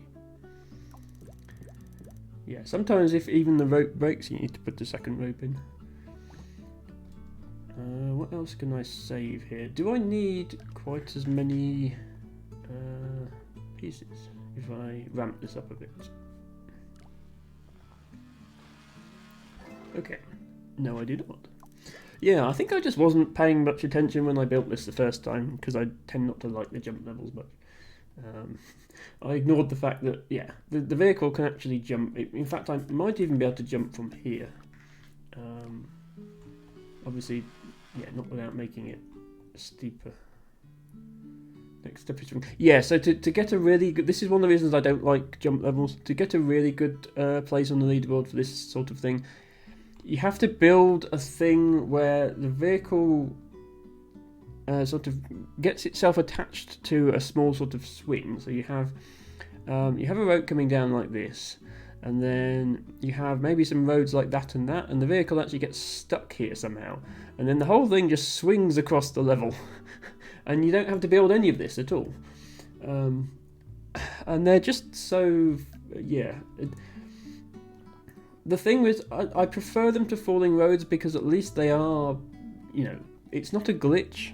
They are operating within the intended limits of the physics engine. But yeah, I still don't like them. Okay. Yeah, that vehicle is not really making it. So I think we do need this last section of road. Can this rope be wood? Yeah, so yeah, in terms of optimizing them, it's horrible. It takes way too much time. I absolutely agree. Okay, that's not too bad. Do I need this rope at all? Because it is supported by this pillar here. Okay, I don't need that rope at all. That helps. Top 22% now. This can probably be thinner. That. It's cheapest.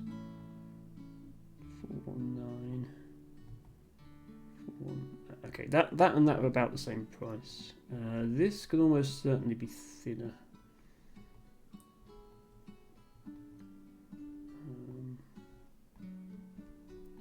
question is how much thinner?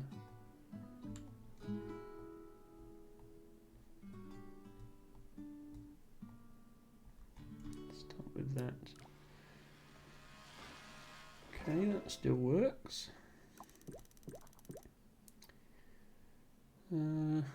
Top 20%. Is it ever possible to do something like this? And then not have supports up here, and maybe support this from underneath? Because that would be, yeah, that's like 1,000 cheaper to do it that way. Oh, okay, right. So the reason you can't is because that whole thing pivots. Okay, understood. That's still cheaper, but it breaks. Okay. What about this?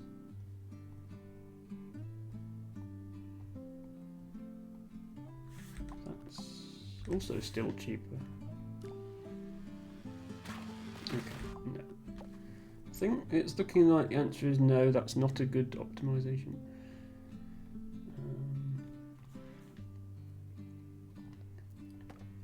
What about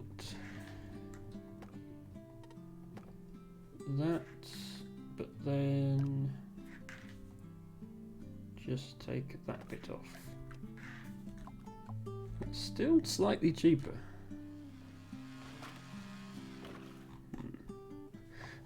It almost looks like it could get there even though the bridge breaks, but it comes up a little short.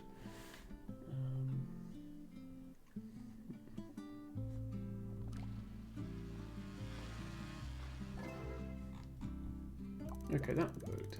Okay, that is actually cheaper. Maybe we'll stick with this arrangement for now.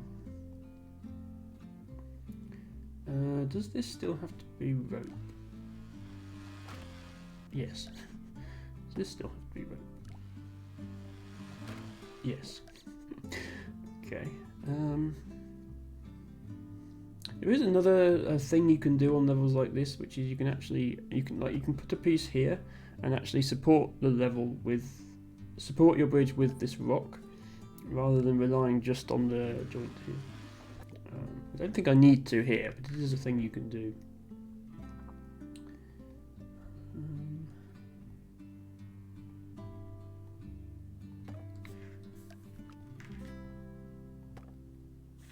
Is that cheaper? That's more expensive again.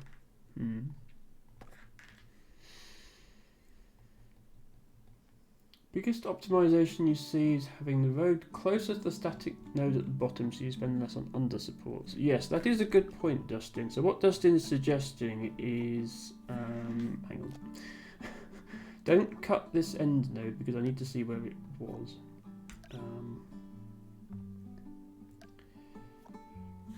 Dustin is suggesting rearranging it to be something like, oops, didn't paste.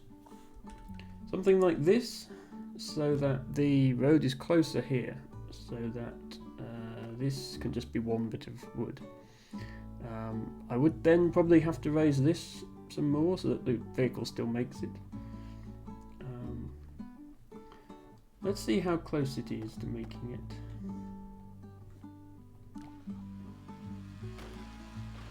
Okay, first problem is this breaks. Let's be rope again.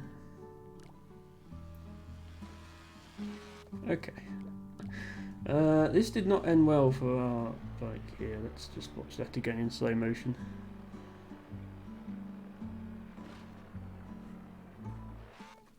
Right, yeah.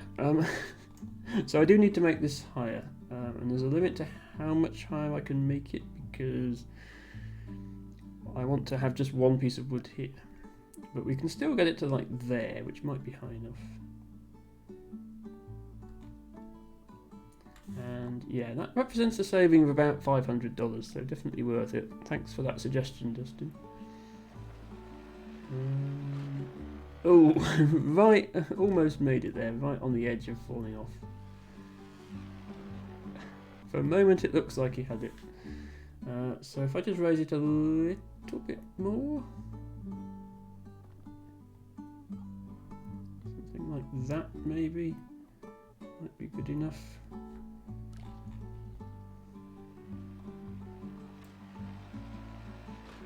There we go, okay. Just very barely made it over, but did make it over. That's top 16%. Okay, we might be able to get to top 10%. I shall continue. Can I actually change up this wood?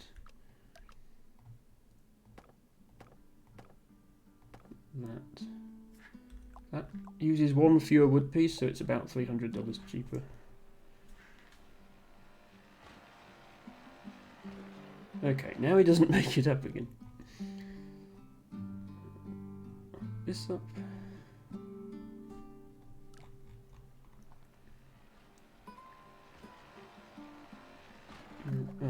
I think this is actually going less far now than it was before.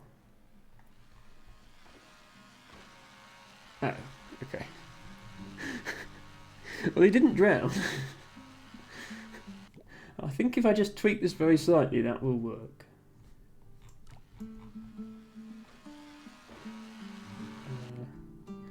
Just needs to stick the landing.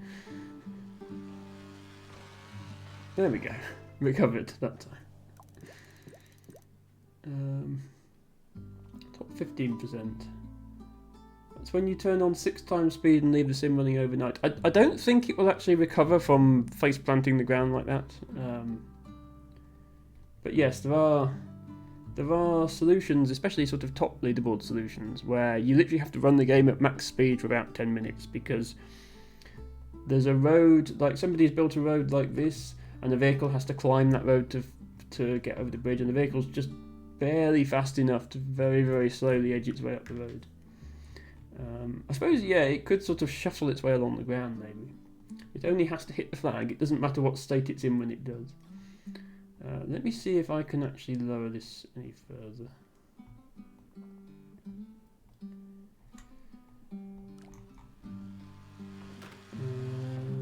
Okay, I think we're getting to the limit of this design. Yeah, because now he doesn't make that again. I think I'll leave that one there for now. I'm going to do one more optimization and then I'll move on to trying some new levels. So that was that one. I didn't do very well at this one either, actually. Let's try this. What is this? Oh, this is where you have to open up a... yeah. You have a double-decker bridge because this limo needs to get to this side and this golf cart needs to get to this side. And you have 2 boats and a submarine all passing through at once, so you have to move the entire bridge out of the way. You can't just have, like most of the drawbridges, you'd have a piece here, and then you'd just lift them up something like that, and you'd have a boat in the middle. But because you've got these 2 boats right on the side, you actually have to lift the bridge all the way up out of the way. Which is obviously more expensive. Because I had to use 2 hydraulics to achieve the required amount of lifting. However, yeah, that one only contracts 33%, so I might be able to save money by just having part hydraulic and part steel for this and have it contract the maximum. Oh, almost. It just broke at the end there. Let's see if I get that to work.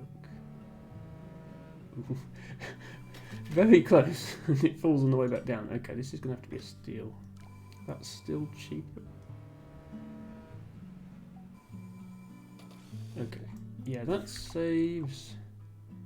it only saves about $100 actually. Probably still worth doing though. And that will have to be steel.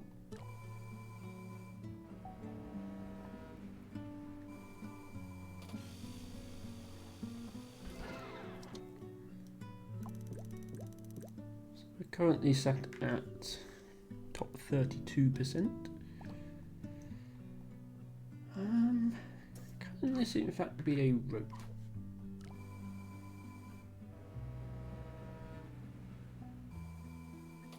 Looks like it can. Okay, that saves a bit of money. Run it with just ropes.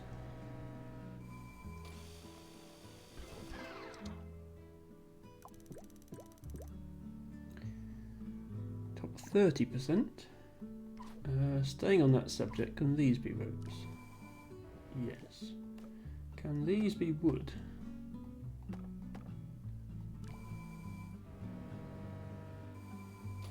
Yes. Okay. That's a good save. Top 25%. Do we need these bits in the middle here? Okay. We do, if we don't want this rope to break. It's going to be cheaper to make that of steel and leave these bits out if that works. Okay, yeah, we'll do that then.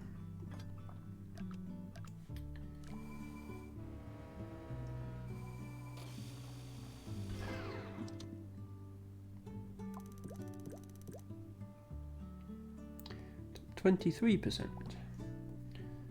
This looks like it's too much wood. We must be able to do something about that.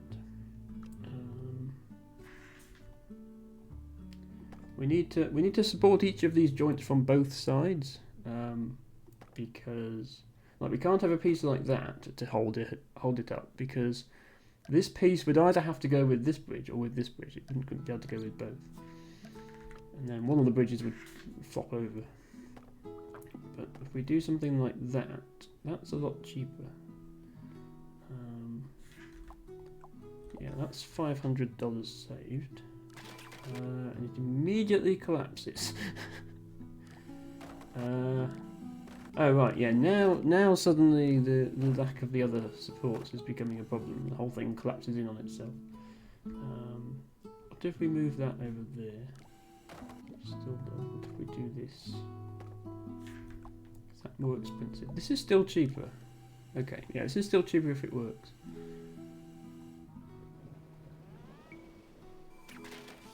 Didn't work on the way back down. Okay, the rope. If we make that steel, it's going to be more expensive again.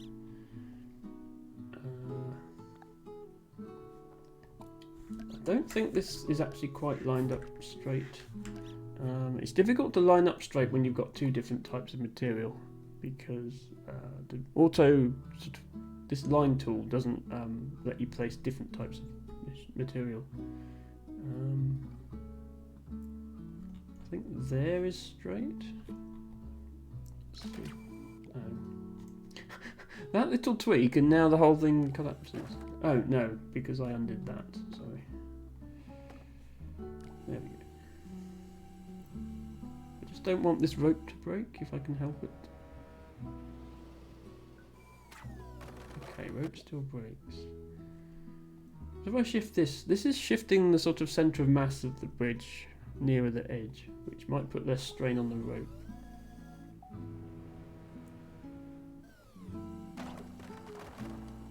Okay, somehow that works, although it only works on one side. Let me mirror that.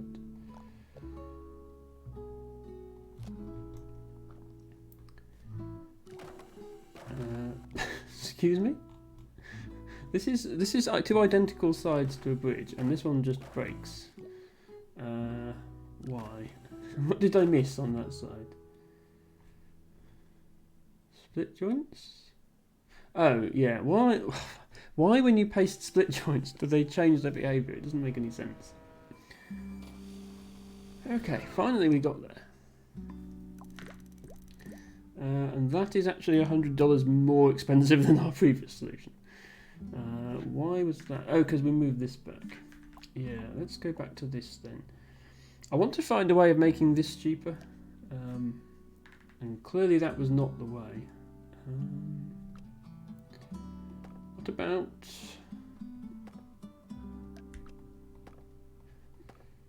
that? No, that brings that problem again. Okay, yeah, this vertical piece is is essential, because otherwise the whole bridge falls apart. So I need a cheap way of supporting these middle bits whilst leaving these vertical bits here. Well, this is the thing. These don't actually need to be triangles as long as there's a triangle at the end here. As long as you put one vertical piece in. If you put no vertical pieces in, then the whole thing sort of squashes itself, but as long as you've got one. This can't squash because this would be this tension here is preventing these from squashing. Yeah, no, that's all right, Dustin. No, I sort of get what you're saying, but yeah, there's no need to put pieces. This would make it stronger, but none of these three pieces can move if any of the other pieces is not moving. So you only actually need one of them. I just need a cheap way to hold up this little bit here. And I can't just do something like that. Like that looks nice, and it works until you need to move the bridge. And I can't just do something like that because now this piece isn't held up. And if I do something like that, well, now it's more expensive than the solution I was trying to replace, so it haven't got me anywhere. Top layer was offset. Okay, that's an interesting thought, Dustin. So you mean have it split there and there? Yeah, that's the point. There's no reason why the bridge actually has to split in the middle. You are quite correct, Dustin. So we'd have a piece like that and a piece like that, and not join them here, and then. Yeah, now the bridge would split apart like that. Oops. Remembering to set the split joints correctly. There we go. Yeah, so now the bridge splits like that. Which saves, because there was a joint here and a joint here, which we no longer need. So that is, I mean, right now it's not actually cheaper, but we could make it cheaper by like doing this, because this only has to hold up one road. So that's cheaper. Let's see if that works. It doesn't work. Oh, it doesn't work because I undid my change or I straightened out this row.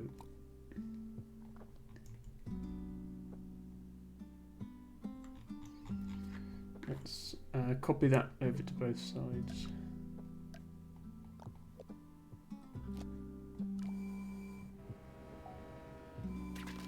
Okay.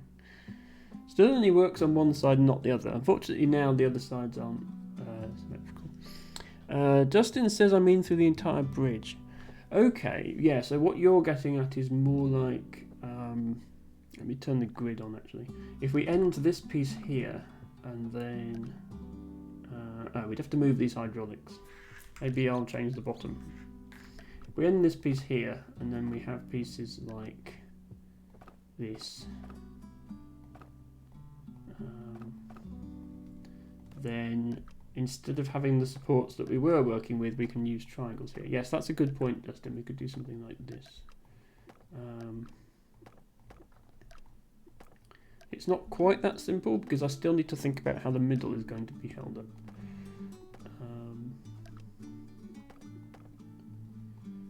Because I still need to split it in the middle somewhere, and I can split this easily, but this top part, I need to split. Let's split it here, which means this piece needs to be, oh no, this piece and this piece. So this piece needs to be held up by this side. So we need to do that. Then okay, it falls apart immediately.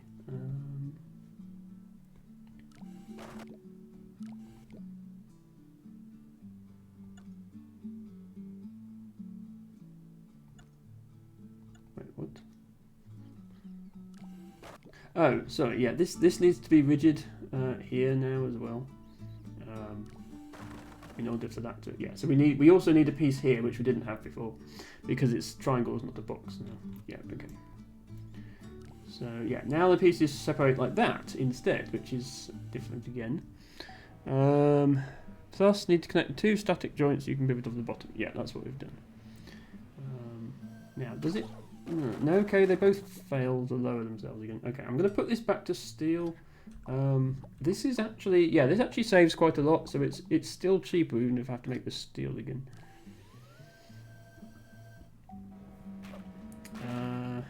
Okay, this side just doesn't work. What's happening? Oh, the hydraulic is lifting too far. Yeah, let's not do that. Let's lift slightly less far then.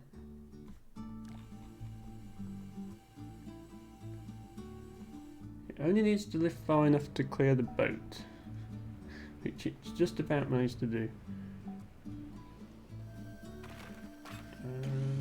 Okay, and that side put it down neatly as well. What happened on this side? So far so good, and then... Oh, it comes down with a bit of a crash. Let's shorten the hydraulic this side as well. See if that helps. Again, all it has to do is miss the boat. There's no need for it to go any further than that. Okay, why is this side not lowering itself gently like the other side? Oh, I see. This hydraulic is going all floppy. And because it's all floppy, then... Well, yeah, it is slightly heavy as well. It's because this hydraulic is floppy and then it's, yeah, flipping around. I think I can make the hydraulic shorter, then it won't happen. Oh no, it's still going floppy. You just need a luckier flop. Well, that's one solution. Okay, yeah, I think we did in fact get a luckier flop that time, but there's probably a cleaner way to solve that. So where does that get us? Top 19%. Okay, we are getting there. I suppose the other question is there a way to do it with this hydraulic? Does this hydraulic just come to here? Will that still work? Okay, that doesn't lift it far enough, but we could put the full thing back here. Okay, yeah, that certainly has the potential to lift it far enough, I think. Do I actually need two pieces here, or can I just have one stick and then hydraulics like that? Does that do? Well, apart from immediately break, of course. Yeah, it needs to be steel. Okay, that looks promising. That actually lifted too far again, so let's contract this less. Let's go down to 45%. Does this work? Oh, wait. Need both sides to work, otherwise we don't find out if the whole thing works.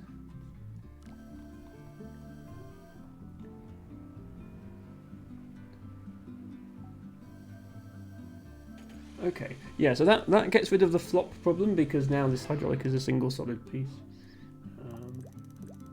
And it does still work out cheaper because, yeah, top 17%, because we got rid of this thing on top. So now the way to make it cheaper would be to shorten this.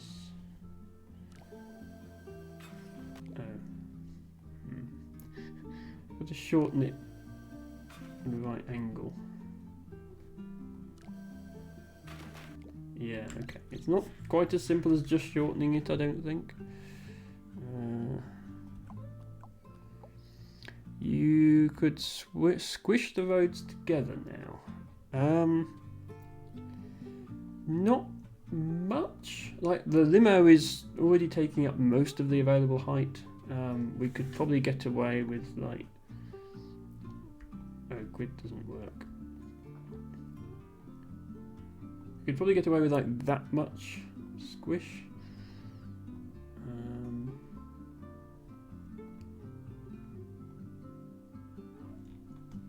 Otherwise, the limo is going to hit the ceiling. Let's wait for the bridge to go. Yeah. There's a little bit more. You've also got to make sure that you don't have a point too high like that, otherwise the limo would just bottom out on that and then not go anywhere. Let's see how high we can make this. But yes, thanks Dustin. I have made this optimization on this sort of double-decker level before and it didn't quite occur to me to do it this time.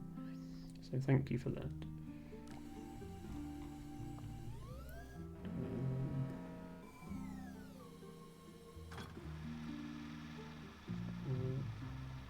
Okay, yeah, that's probably about as close as we can get it.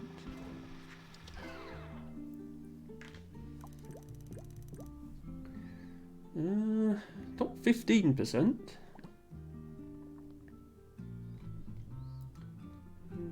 What else? I could save $3 by lining this up properly. Every little bit helps. Do I actually need this piece? Okay, yes, because it will do that. What if I do that? Still. What I really want to do is place 2 separate wood pieces here. One attached to each thing. It's not going to let me do that. Unless... What if I do something like this? Now I've got 2 wood pieces here, and I want this one to be 1 and that one to be 2. Like that. Yeah, now I just need a piece here. Is that cheaper? No, okay. This is actually the same price. It's another way of doing this linkage, but I can do that. Yeah, this is actually cheaper. So we'll do it that way.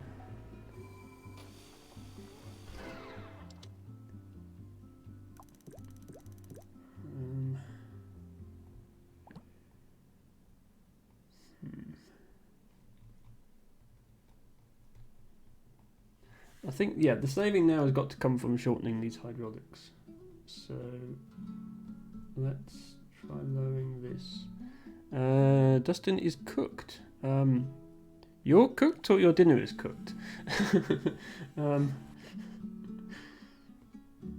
Oh, you're right. Okay, yeah. Well, yeah. Obviously, I mean, on this, so this solution costs $25,000, and of that, almost $10,000 are spent on the hydraulics. So that's obviously where the money needs to be saved. It's just a case of actually getting that to work. And I think the lower you make this bit, the less the hydraulics need to contract, and then it's just a case of can we miss the boat, which we currently can't. Let's go. Let's actually stand this up straight because it becomes more easy to reason about if you do that.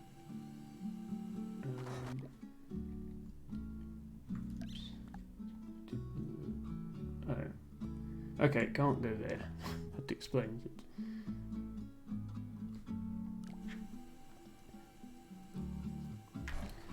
Yeah, it's still pulling too far. This can pull as far as it wants. It's this that needs to pull less far. And I could put this back to, what I'll do, instead of having like steel in this, because this like flops around, if I do something like this and put a piece of wood in here, this shouldn't have much stress on it. It should just stabilize everything. That's going to be, yeah, that's going to be quite a bit cheaper. And then I just need to pull the right amount on the hydraulics. That is obviously not enough. So let's move that down there. Then we can start pulling more again. That maybe? Oops. Oh, okay, now we do need to be steel, fair enough. Still cheaper.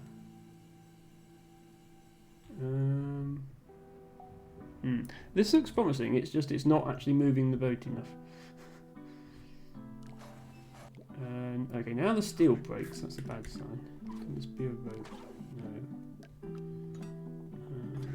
So it needs to be a certain height. But yeah, need to...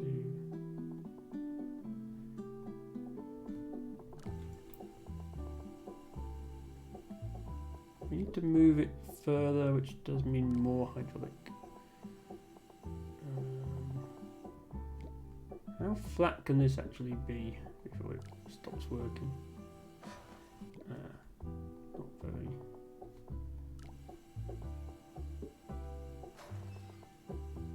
Okay, that's what I was going for. So let's now make it contract the right amount. Ideally not break the steel in the process.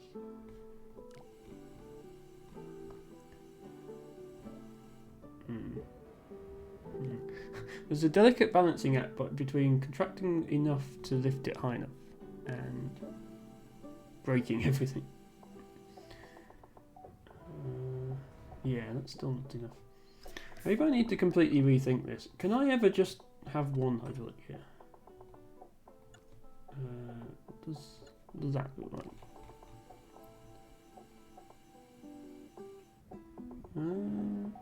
Oh, that actually might be good. Okay, this might actually be a much simpler solution than what I was trying to do it with 2. Okay, yeah, looks like it actually works with 1. I should have been doing that all along. Let's see what that achieves. Assuming it dodges, yeah, it just about dodges that boat as well. I think this is only possible actually because I raised this road. Previously this road was at this level. And if you see how close it gets to the boat here, yeah, that wouldn't have worked until I raised the road, because I'm sure when I first did this level I tried having a hydraulic here and it didn't work because I hadn't raised up this road.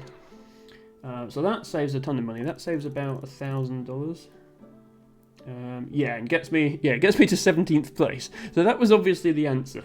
I'm still $800 off first place though. Yeah, so that's top 1%, which is what I was aiming for. I mean, 17th is not as good as it sounds because the leaderboards were reset. So there's probably other people up here that haven't submitted their solutions yet. But yeah, I'm only $800 off first place. This is one where there isn't one guy who's miles in front of everyone else for some reason. Since I'm quite high up, let's see how much I can optimize it. This probably can come up slightly further, if we're being honest here. Let's see how much further.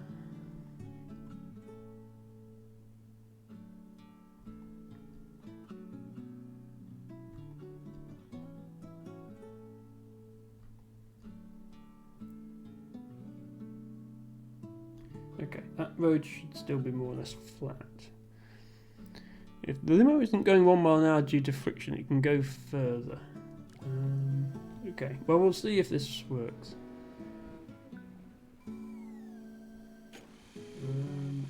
Okay, limo is still going, so that's good. That's 13th place. Can I... 19229. So is this? That's more expensive. That's 239. Okay.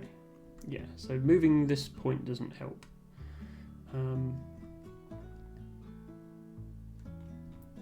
I want to sort of make sure this road is flat. So let me.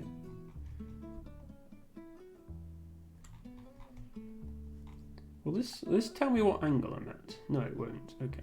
This will tell me what angle I'm at. Oh, but it snaps. Oh, that's annoying. Okay. Okay, yeah, that is flat. So now if I do that,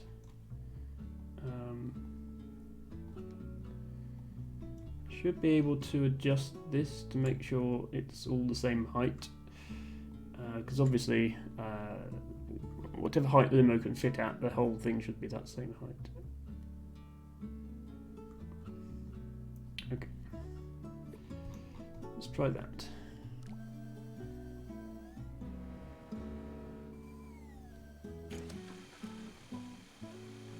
Okay, limo is now going 1 mile an hour due to friction, Dustin.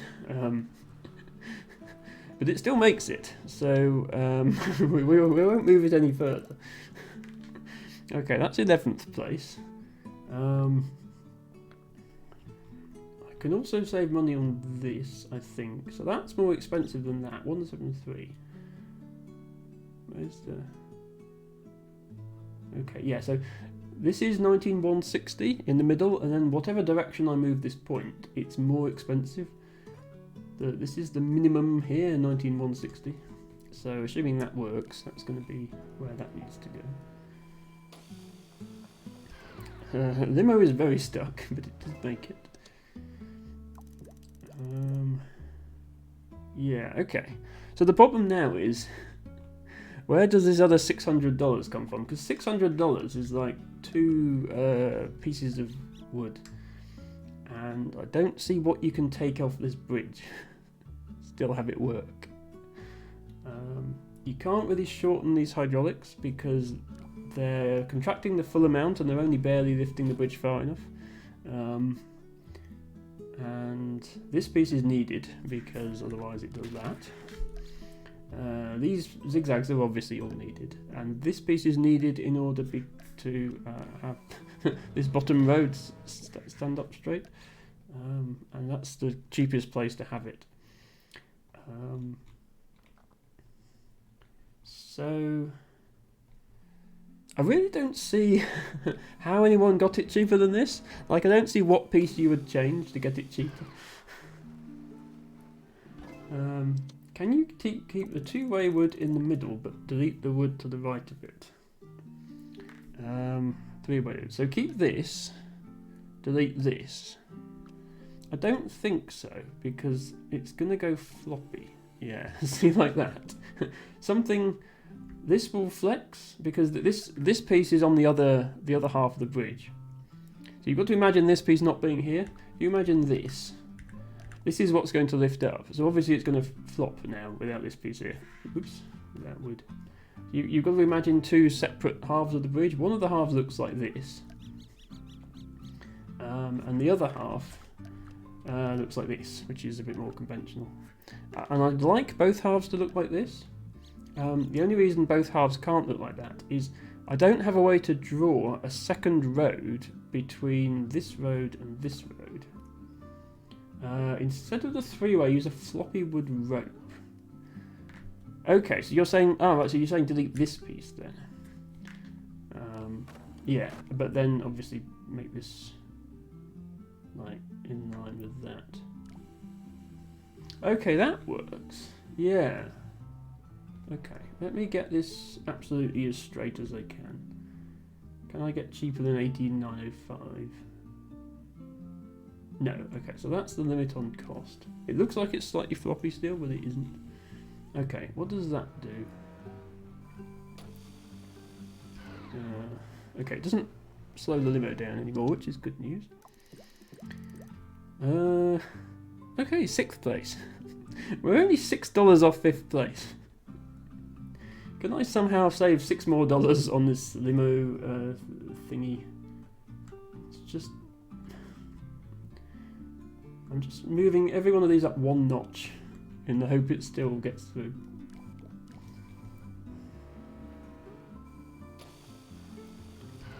Ah, okay.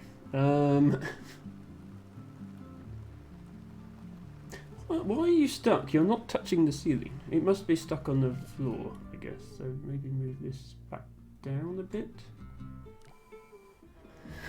Should be close to working. Oh, okay, yeah, it does still move.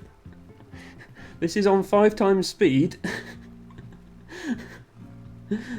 5 times speed and it's still moving, technically. Okay, now it gets stuck again. Yeah, so these end 2 nodes need to be slightly lower than the rest of them. But yeah, it will, yeah, the rest of it can actually be slightly higher and it does still work. The downside is we now have to wait this long every time we want to submit a new solution. There we go.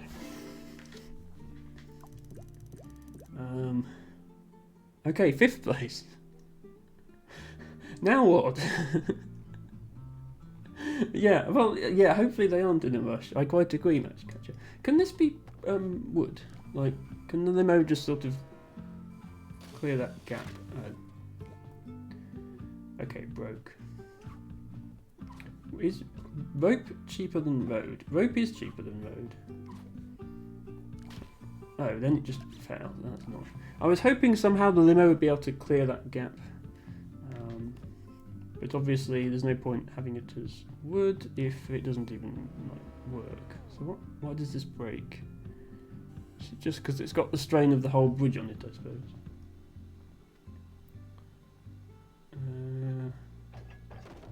Okay, it's the force of it coming back down.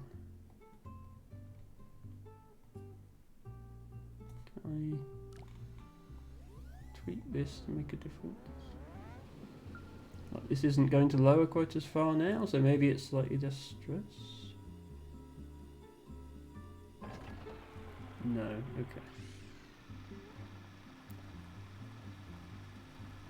Can the limo get across the gap even with a broken piece there? Like, this would be a braking solution, but it would still be a solution. Okay, no it can't. Right, okay, that settles that then. Let's go back to our solution. How on earth do we get this cheaper? Oh, actually, something's occurred to me. I'm not sure why this didn't occur to me before. What do we do it that way round? Now the limo won't beach itself on this joint because there isn't one there. We just need the golf cart to not tip over. So this is the same price, but we might be able to lower these nodes and save a few dollars. This is obviously into hyper optimization now, but I'm having fun, so I'm going to carry on. Right, yes, and now that happens. So that's not a split joint anymore. This is the split joint. This also needs to swap round. It won't clear the boat. Oh, that's true, actually, it won't clear the boat.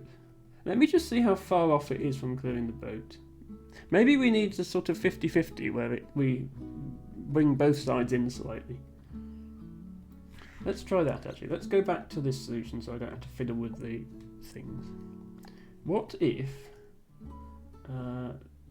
this... Oh, I can't do it on... For some reason I can't do it on grid. I want this to come down to about half where it was before. It's not letting me do it on grid.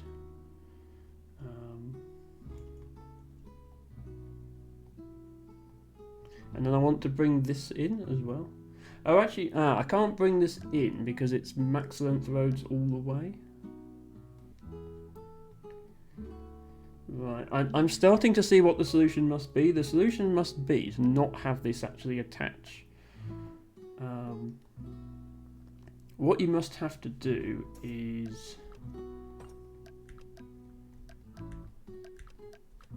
build something like this. And have the golf cart just clear that little bump. So this is 18893. Yeah, but then your hydraulic is longer. Oh, actually, no, not if you do that.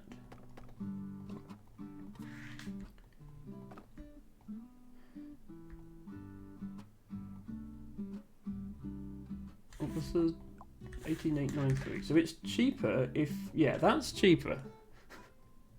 That's cheaper if it works. And the golf cart can drive over that, obviously. That gives us room to spare on the boat. Okay. That breaks. That's a shame. Yeah, this must be what the top solutions have done, is not actually anchor that hydraulic to the top joint. So this is more expensive now because I had to put a steel here. But you see in theory what they would have done. And yeah, in fact, the limo is now stuck. But yeah, this must be what they did. I'm not going to bother with that for now, but I might revisit this level off stream and try and get it to work. But yeah, before we end today, I do want to try at least some new campaign levels. So this is the next level in the new world of the campaign. So we have this vehicle here. It needs to get to this flag here, avoiding this boat. But it's also got to collect this star. So I assume the intended solution is to sort of go like... have a jump here and then have it come in here. So that, yeah, this could be interesting. So I'll try and at least finish this level on stream today. So we want to start off with sending it up and round like that. Just put a bunch of steel in. Oops. That's too far.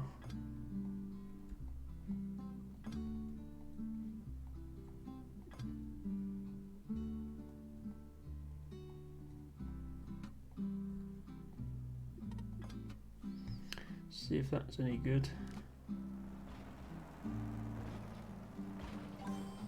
Yeah, I mean it picks up the stuff, so the next step is to catch it down here somehow. And we don't have any supports on this side. We've got to support it from here. So we're going to want roads something like this. And then for it to come under here, and then it needs to jump. But it needs to avoid these roads when it jumps. It needs to avoid the boat. So something like that. I suppose I'll try and keep it far enough, close enough to this to have single pieces of steel. This can attach here. This can all be optimized later, obviously. It's just at the moment I might as well do this. The steel.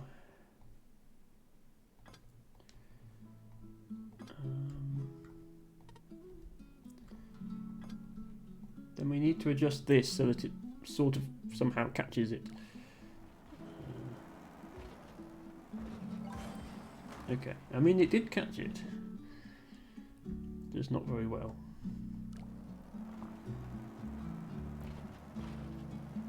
Ah, okay. So we've got to be careful when it lands. We can't just have it do a full backflip because it's going to be going the wrong way. We want it to do, yeah, we want it to do exactly one, we want it to do an even number of flips, so 2 flips is okay. 1 flip is not okay, it's going to be going the wrong way.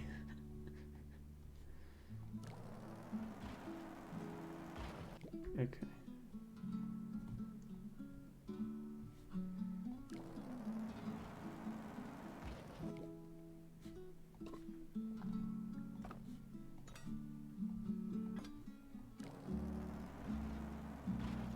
Yeah, there we go. That's the sort of thing we're aiming for. We just need a better landing.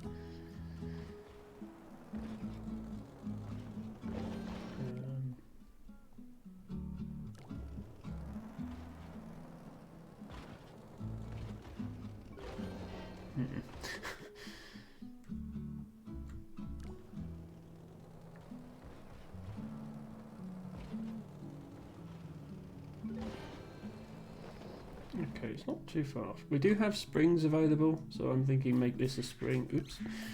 Make this a spring. Hope that's enough.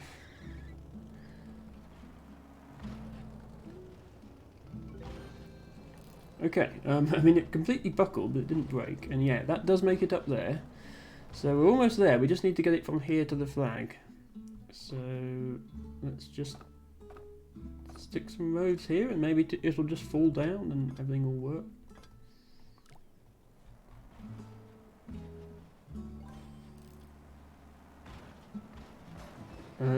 Or it'll drive straight through that road. Yeah, that's also a possibility.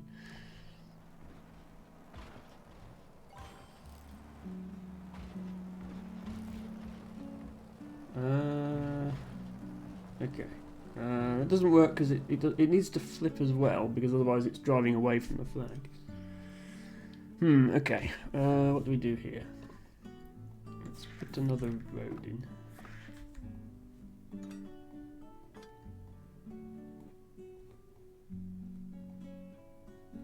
Something more like that.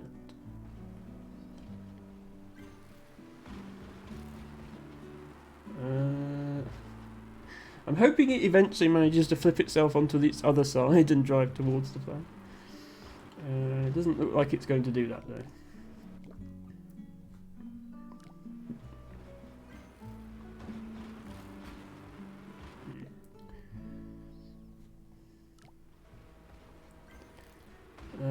Dustin started the test and don't know how many questions there are. Oh dear. Does the test not tell you what your progress is through the questions? Okay, that was close. It almost flipped correctly. Let's put another piece in here.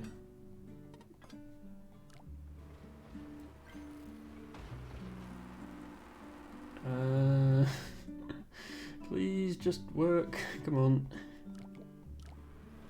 I did the hard part of the level, that was catching it, and now it won't do this bit.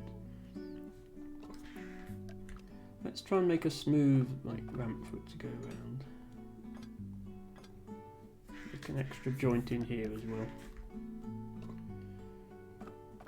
What we need is for it to come in like this, and then just smoothly go around this, because then it will be pointing the same way still. Like, it will come in pointing this way, and it will still be pointing that way. And then it will actually keep driving towards the flag. So we don't want it to flip over at all in this loop.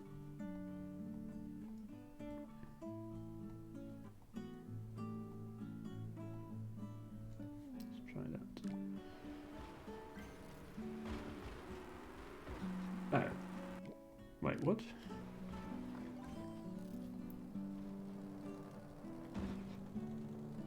So here it's driving forward. Oh no, yeah, okay, sorry, we do want it to flip over. Wait, how does this work then? Maybe if we drop it off actually and don't touch the ground here, maybe it can just fly to the flag.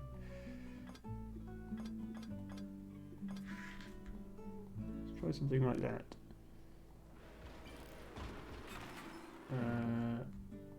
Give it enough space to go around.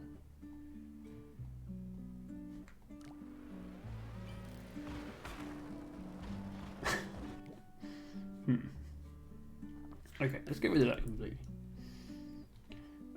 What if we have something like this, and it just has to hit its head on this?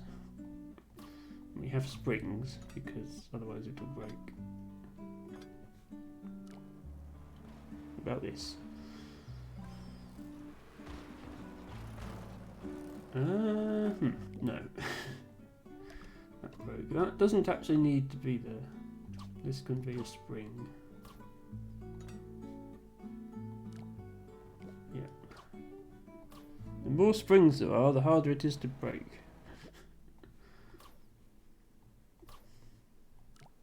It's more expensive as well, but I only really care about finishing the level at this point. I don't care about optimization.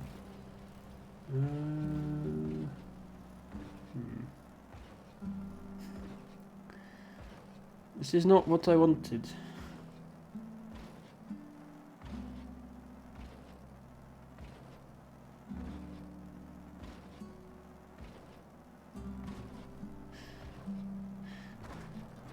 It eventually falls out. Okay.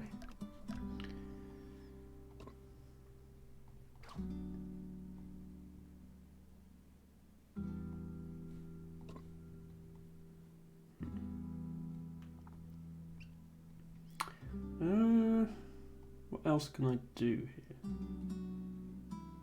Can I launch it up here? Have it backflip off this ramp and then land in a catch here?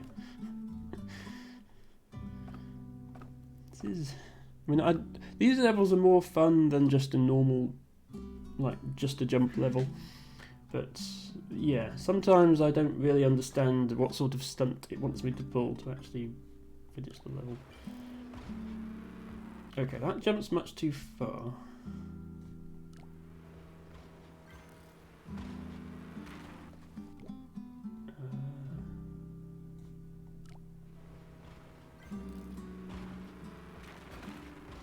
Okay, that was almost right. It needs to do a flip and then land in here. Which, it just fell back down the wrong side. It was almost there.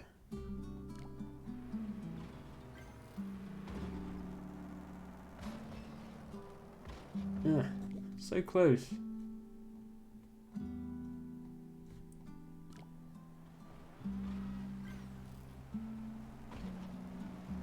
Yeah, just fall over that way. No, not that way. The other way.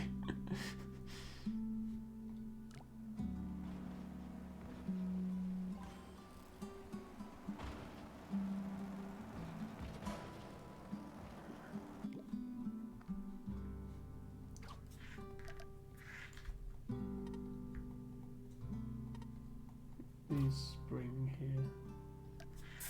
Probably here as well.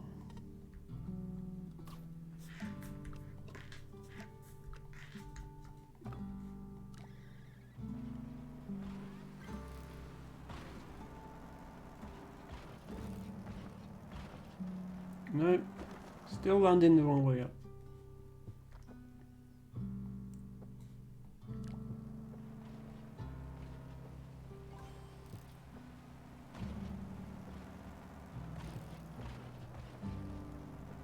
It's so close. If I put a road here to stop it falling over, that might do it.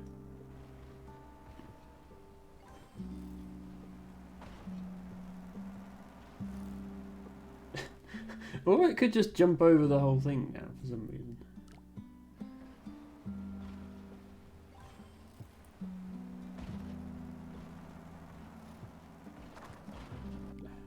Don't break through the road.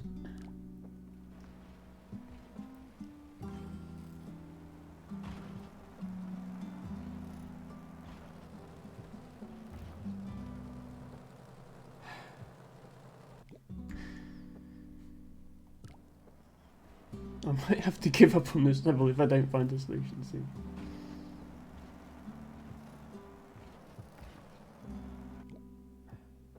Don't fall over.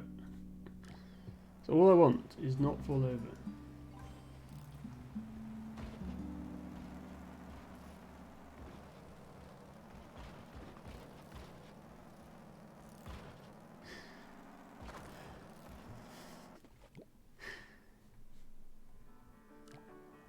What I'm trying to make it so, at the moment, the vehicle looks like this, but the wheels spin in a particular direction. So when it's upside down, it looks the same almost, but it will be going the other way. It's coming along here, and it's going this way. And I want it to flip in the air and land so that it's pointing this way. At the moment, it's coming here, it's flipping, it's landing vertically. But when it lands vertically, it's always then falling over this way and then driving off that way, and I just want it to fall over in the other direction, and I feel like that should be achievable, but I'm not managing it for some reason.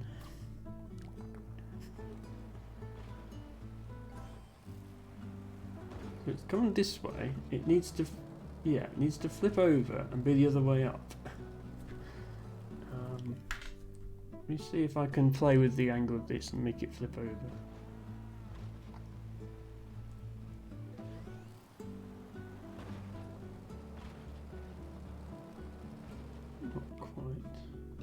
Maybe I need another piece here.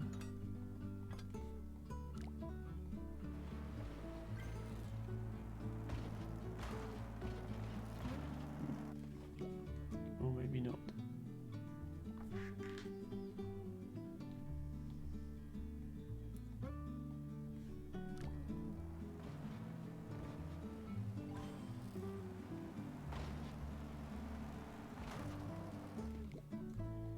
Okay, that was closer.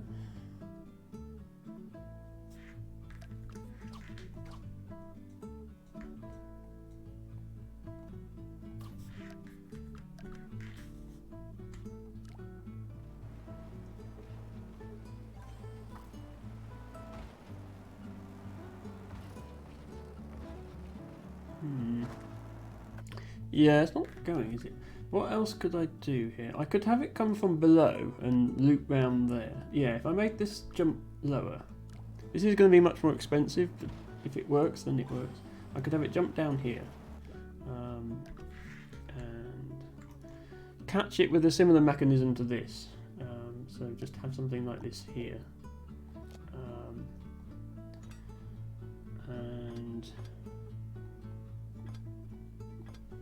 And then have this just sort of hurl it into the end. Maybe that would work. Because then I could make it not touch the ground until it gets to the flag, and then it doesn't matter which way up it is. Let's see what that does.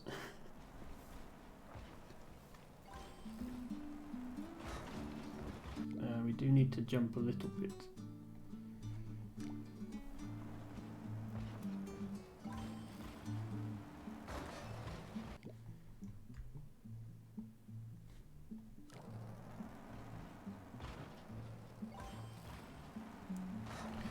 So here there is a solid wall, so you can't just have it come straight through that wall, it has to go round.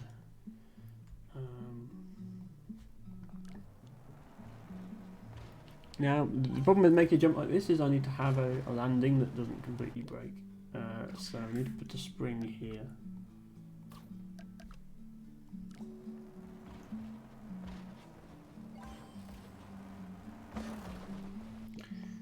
Possibly multiple springs.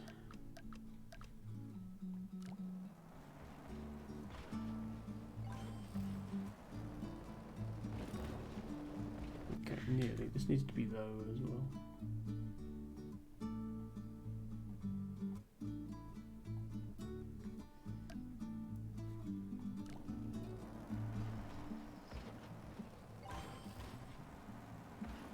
Okay. There we go. Right, so that's what I need to be getting at.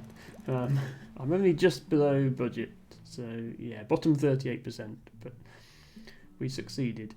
You'll see, even though I'm right at the bottom, I'm still 245th place, because not many people have beaten this campaign yet. I will just see if I can just immediately save some money by doing that, and then I'll move on to the next level. Okay, yeah, still gets to the flag. We were just told the non-existent driver to reverse. I know, right, Matcha? I don't know why I didn't think of that. Okay, let's move on. What the hell is this? Okay, this vehicle is upside down. Oh, okay. It's upside down, but there's some wheels here. I guess we have to connect this to this, and then the hydraulics will pull the thing onto there. Yeah, and then it will be able to drive on this. We need to have it drive on the road. Just ropes. Yeah, it might need to be springs actually. I'll need to adjust how much the hydraulics contract to make sure it doesn't break. At the moment, it's just going to break the hydraulics. It's going to pull too much. Yeah. So let's reduce this. Actually, are these? Oh, these are pre-built, but they're not locked. Like, I don't actually need them. I thought they were like locked pre-builds. Let me make the hydraulics shorter then.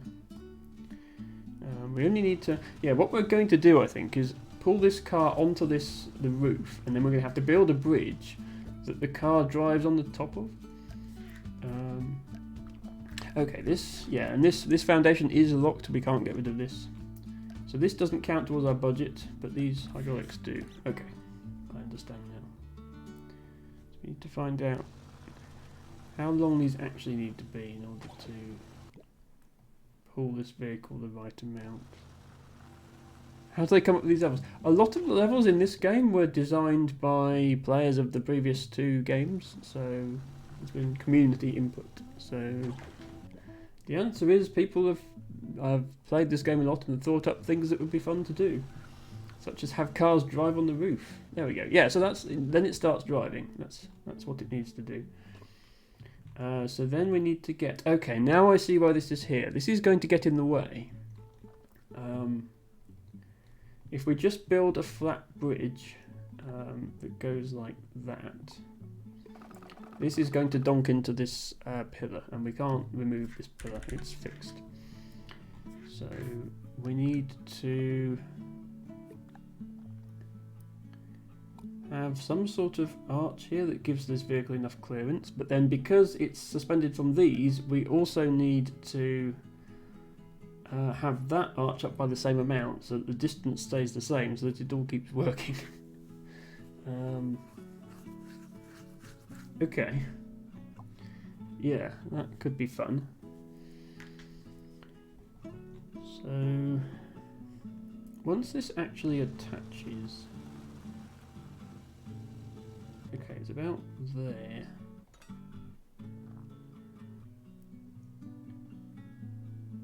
I think it's about there. Does it fit under that?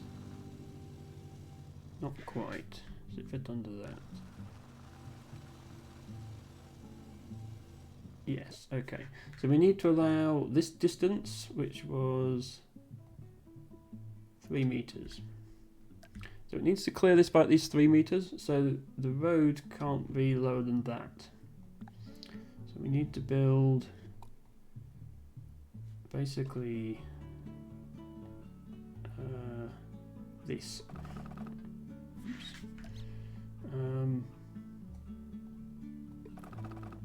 Okay, that's not going to build that last segment for some reason, but we need to build this.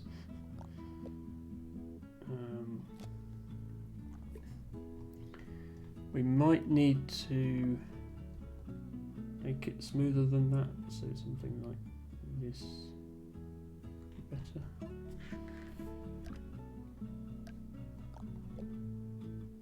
And then we need the same thing here for these wheels to drive on. Then we need to support all this with a bridge. Now we do get to support things off of this pillar, which is nice.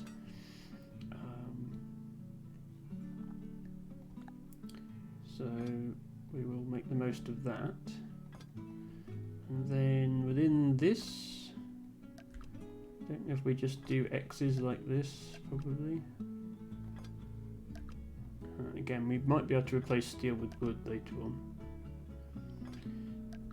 Always start with steel and then replace it if it works.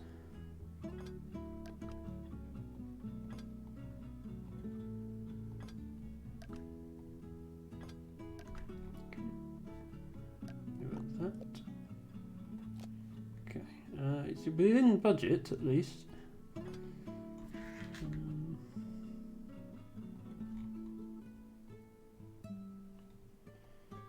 What could possibly go wrong?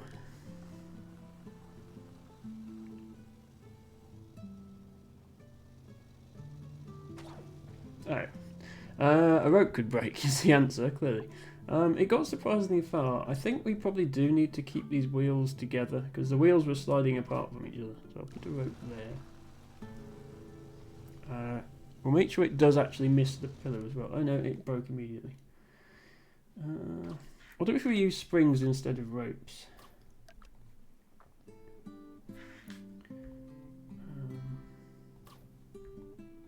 Because then there's a bit more give in them.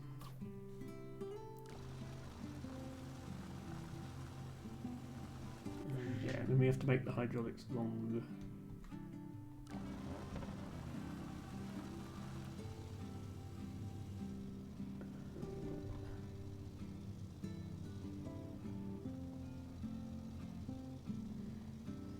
Okay, that works. It's only $800 under budget, but it works. Bottom 7%. Okay, this is officially my worst solution to any campaign level. But there's some fairly easy ways to improve it. I don't think we actually do need that rope. I don't think we need most of this steel either. So what's happening, Match Catcher, in this level? This truck is driving.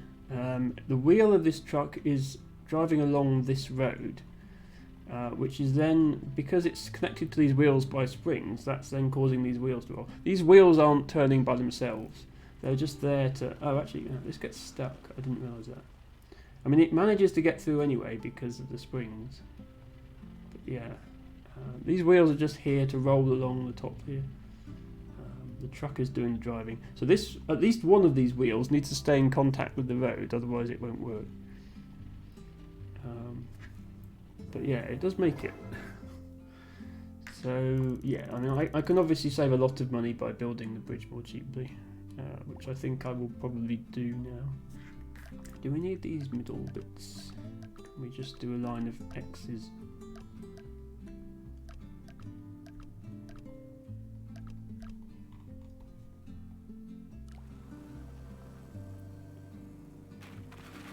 Okay, we do need some, but they can probably be wood rather than steel. We might not need all of them. Oh, yeah, it is really hitting this, isn't it? Can I perhaps pull it a bit tighter with these springs?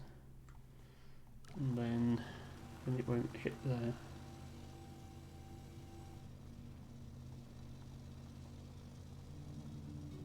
Okay, there we go. Yeah, I just needed to pull it tighter. And we only need these two roads, these two wood pieces here, and the rest of it is just X's. There we go. Now we're in the top half of solutions, which is much better. let's move on for now. Oh dear, what on earth is this?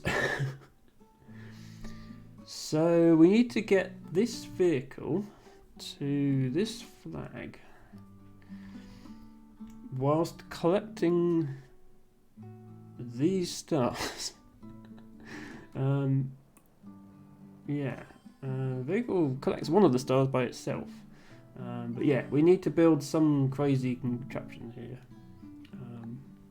It is, yeah, the solutions that people have come up with. This is a bit daunting. You're gonna have to have something that, some sort of like almost roller coaster that goes to every one of these stars. I don't think you have to do them in order. Yeah, you don't have to collect them in order. Yeah, in fact, you probably want to collect 6 before 5 because you probably want to go like 1, 2, 3, 4, 6, 5, 7 flag. You probably want to go down like that. Okay, well, we're coming up to 3 hours on the stream, so I'll make this the last campaign level I play today, and we'll see what we can manage.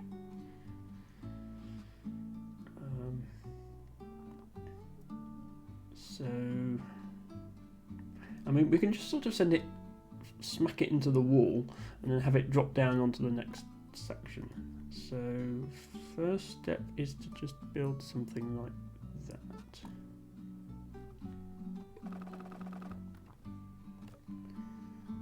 Then,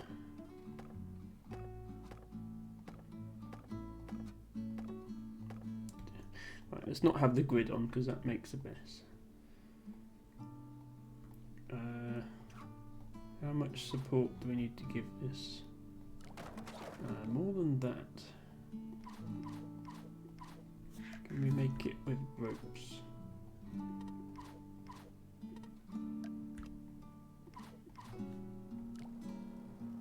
Left.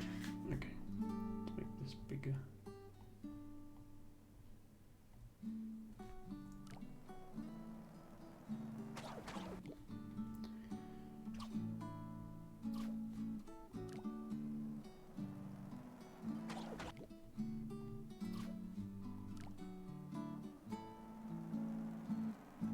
Okay, right, first star has been achieved. Next star, we need to have something here that goes over to here.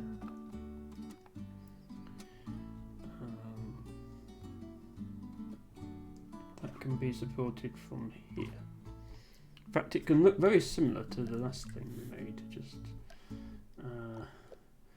here. See how that goes. Okay, so it hits it, and I wanted to hit the wall first to take some of the energy out of it. So we actually want to rotate this slightly.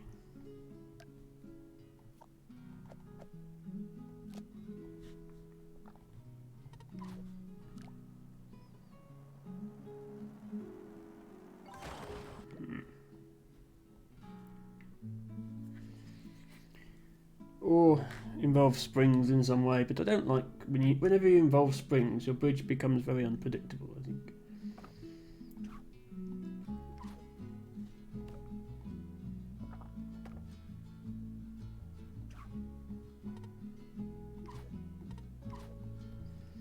Let's actually do like this here.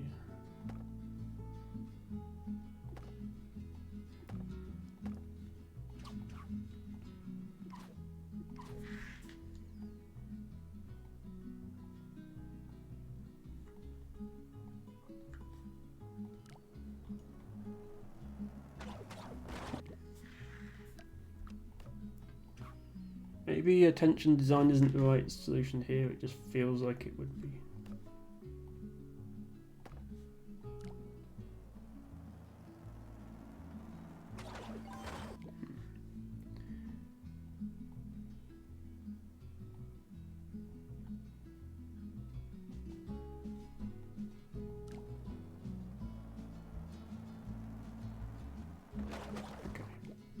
Right, that's not hitting very hard now, so why is it still breaking? Can we just do something like that?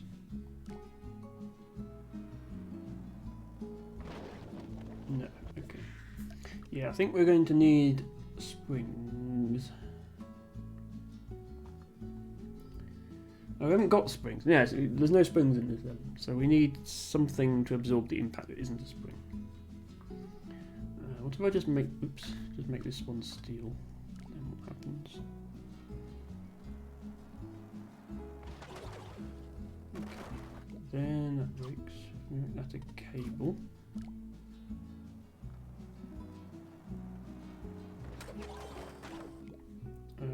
Cable breaks. Okay. Let's make this whole thing steel.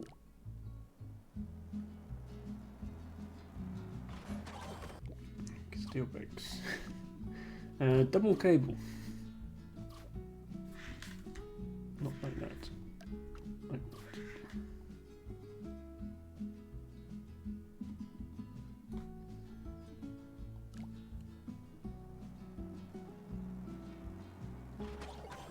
Okay, we're finally getting somewhere.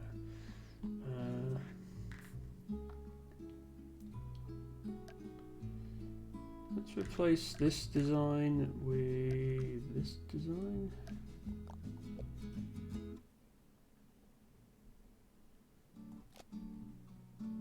Apart from that bit. Bring that through.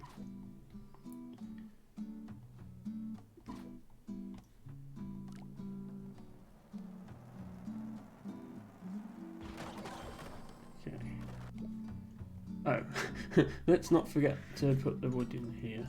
That would be silly.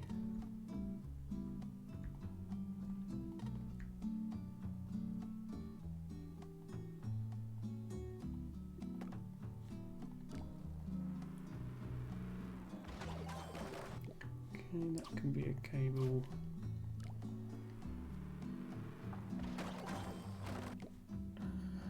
That also need to be cable, or can we do that with? I'd like it to be rope if possible, just to keep the solution relatively cheap, but if it doesn't work I'll change it to cable. Okay, that broke. We are getting somewhere.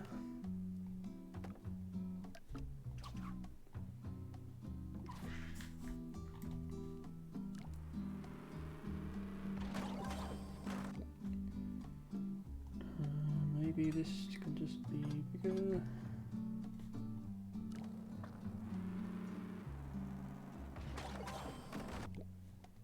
Okay, no. I think this is going to have to be cable. It's not that much more expensive. This can go back to wood. And then once we get one of these working, we basically just repeat that all the way down to the bottom. The first one was we were able to get it done with rope because it was starting from a flat platform. It wasn't just dropping onto the next one. So that works now. Now we need to put one of these here. Except this time we need to make it steeper because we need to hit the right stars. Which means we don't attach it in the convenient place. Maybe I just get rid of this road and drop it off quicker so it hits the star.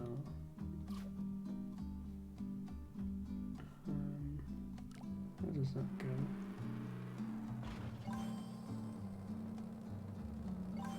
Yeah, okay. This might be a bit too much for this to catch, though.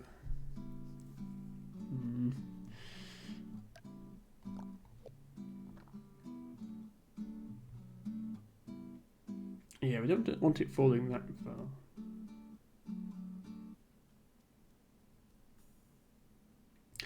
Maybe that's all right. What if we have it drop to here?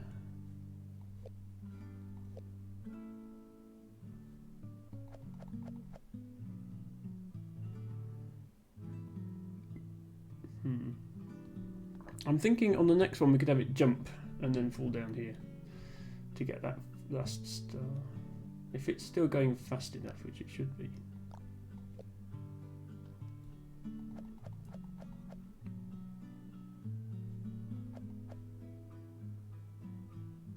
So we collect this star, then we go like that. That's the theory. So let's just see if this holds up and it gets the third star. Yes, okay. Then we build something like this. The jump at the end, and then it drops down here and we build something like that. But we'll worry about that bit at the end. And to support this, we can have it go to there. This will need to be steel, I think.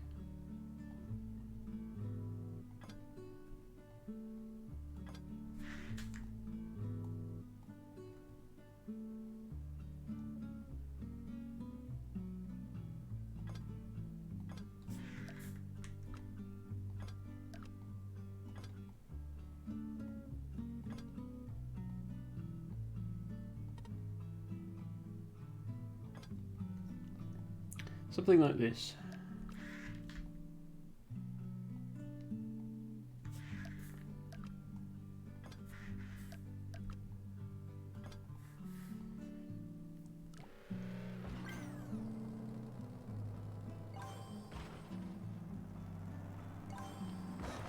Okay, but without hitting that, crashing.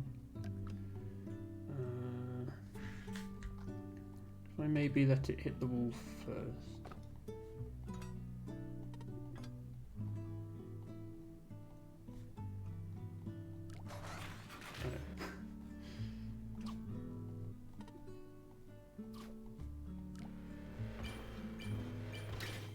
Oops. Do too fast or you can't see what's happening.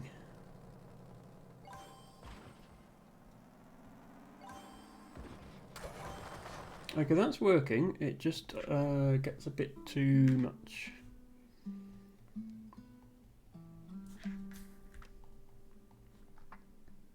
Oh, this is not a good shape. So just that. And let's put 2 cables here.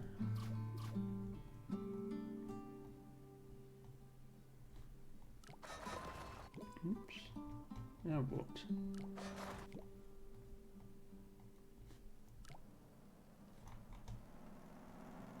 Okay, seems to be working.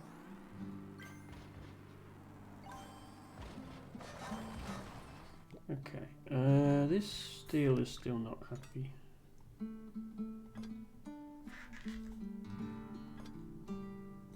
Let's have that help with the support.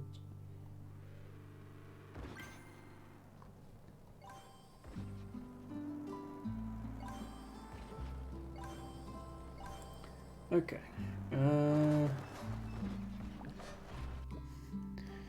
So everything's great apart from one small flaw. It doesn't reach this star. It doesn't jump. So this isn't actually driving, it's just using the force of gravity. So yeah, it only gets as far as there. Which means we are going to have this lower so that this star is collected.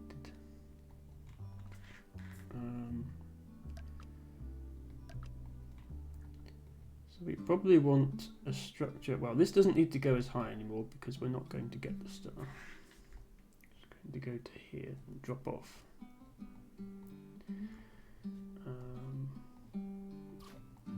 We probably want a structure like this on the previous section as well, in order to collect both stars. But it will need to be more shaped like that. Yeah, in fact it's probably easier for me to just draw a new shape. I'll need something shaped like this. That's what I'll need. Only not as bad. Like that.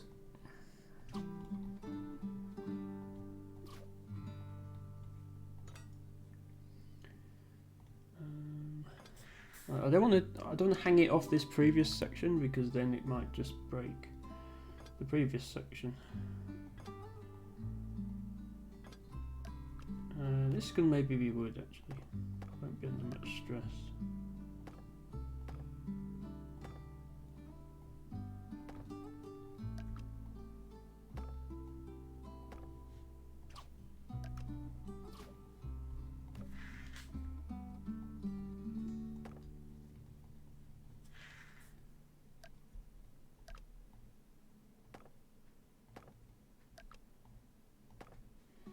Probably this bit will need to be steel.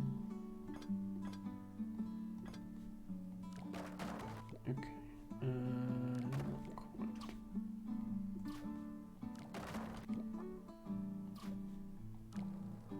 Yes. Maybe be another tension design. Although I've done tension at the top for some reason.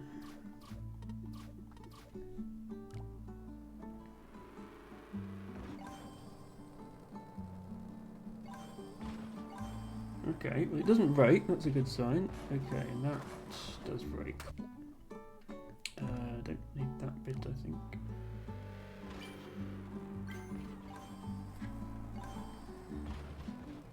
Okay, that works. Okay, we're getting there. We've just got one more star left to catch.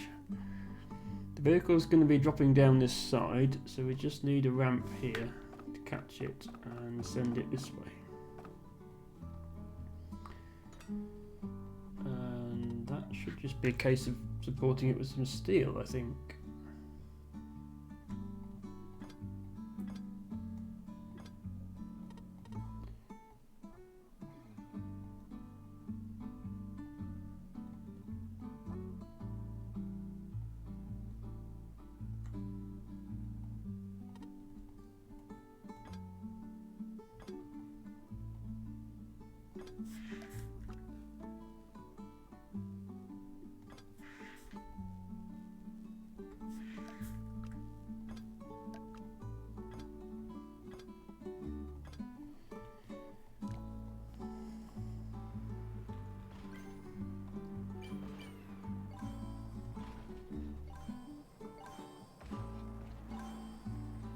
Okay, we made it.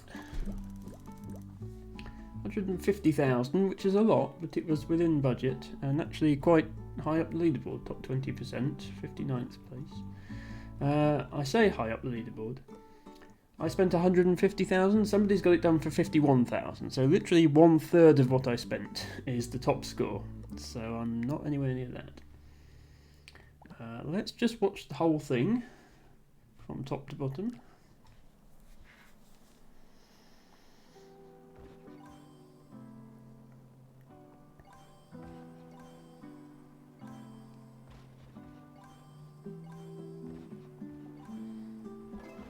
There we go.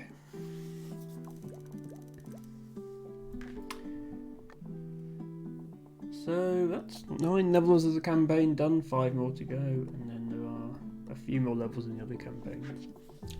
But we didn't just do campaign levels this stream, we also did quite a bit of optimization of other levels.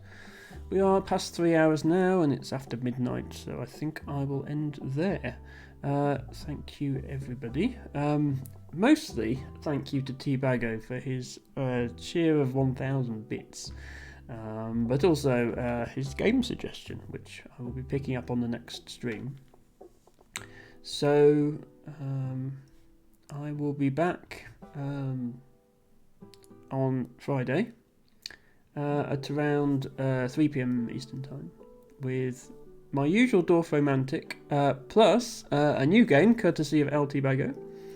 I will be back with more Polybridge, same time next week on a Sunday, and maybe we can start getting towards the end of the campaign next time. I will now look for somebody to raid, and I think since Ruby is streaming, that's pretty much got to be my target because Ruby is awesome. Most of you here already know Ruby through Scrabble, but if you don't, I'd appreciate it if you could show some love to Ruby.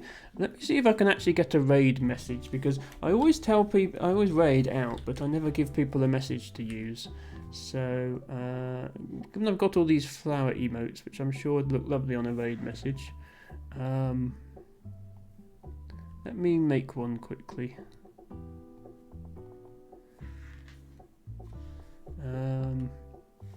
I'll use the follower emote flowers so that everybody can do the message, not just subscribers.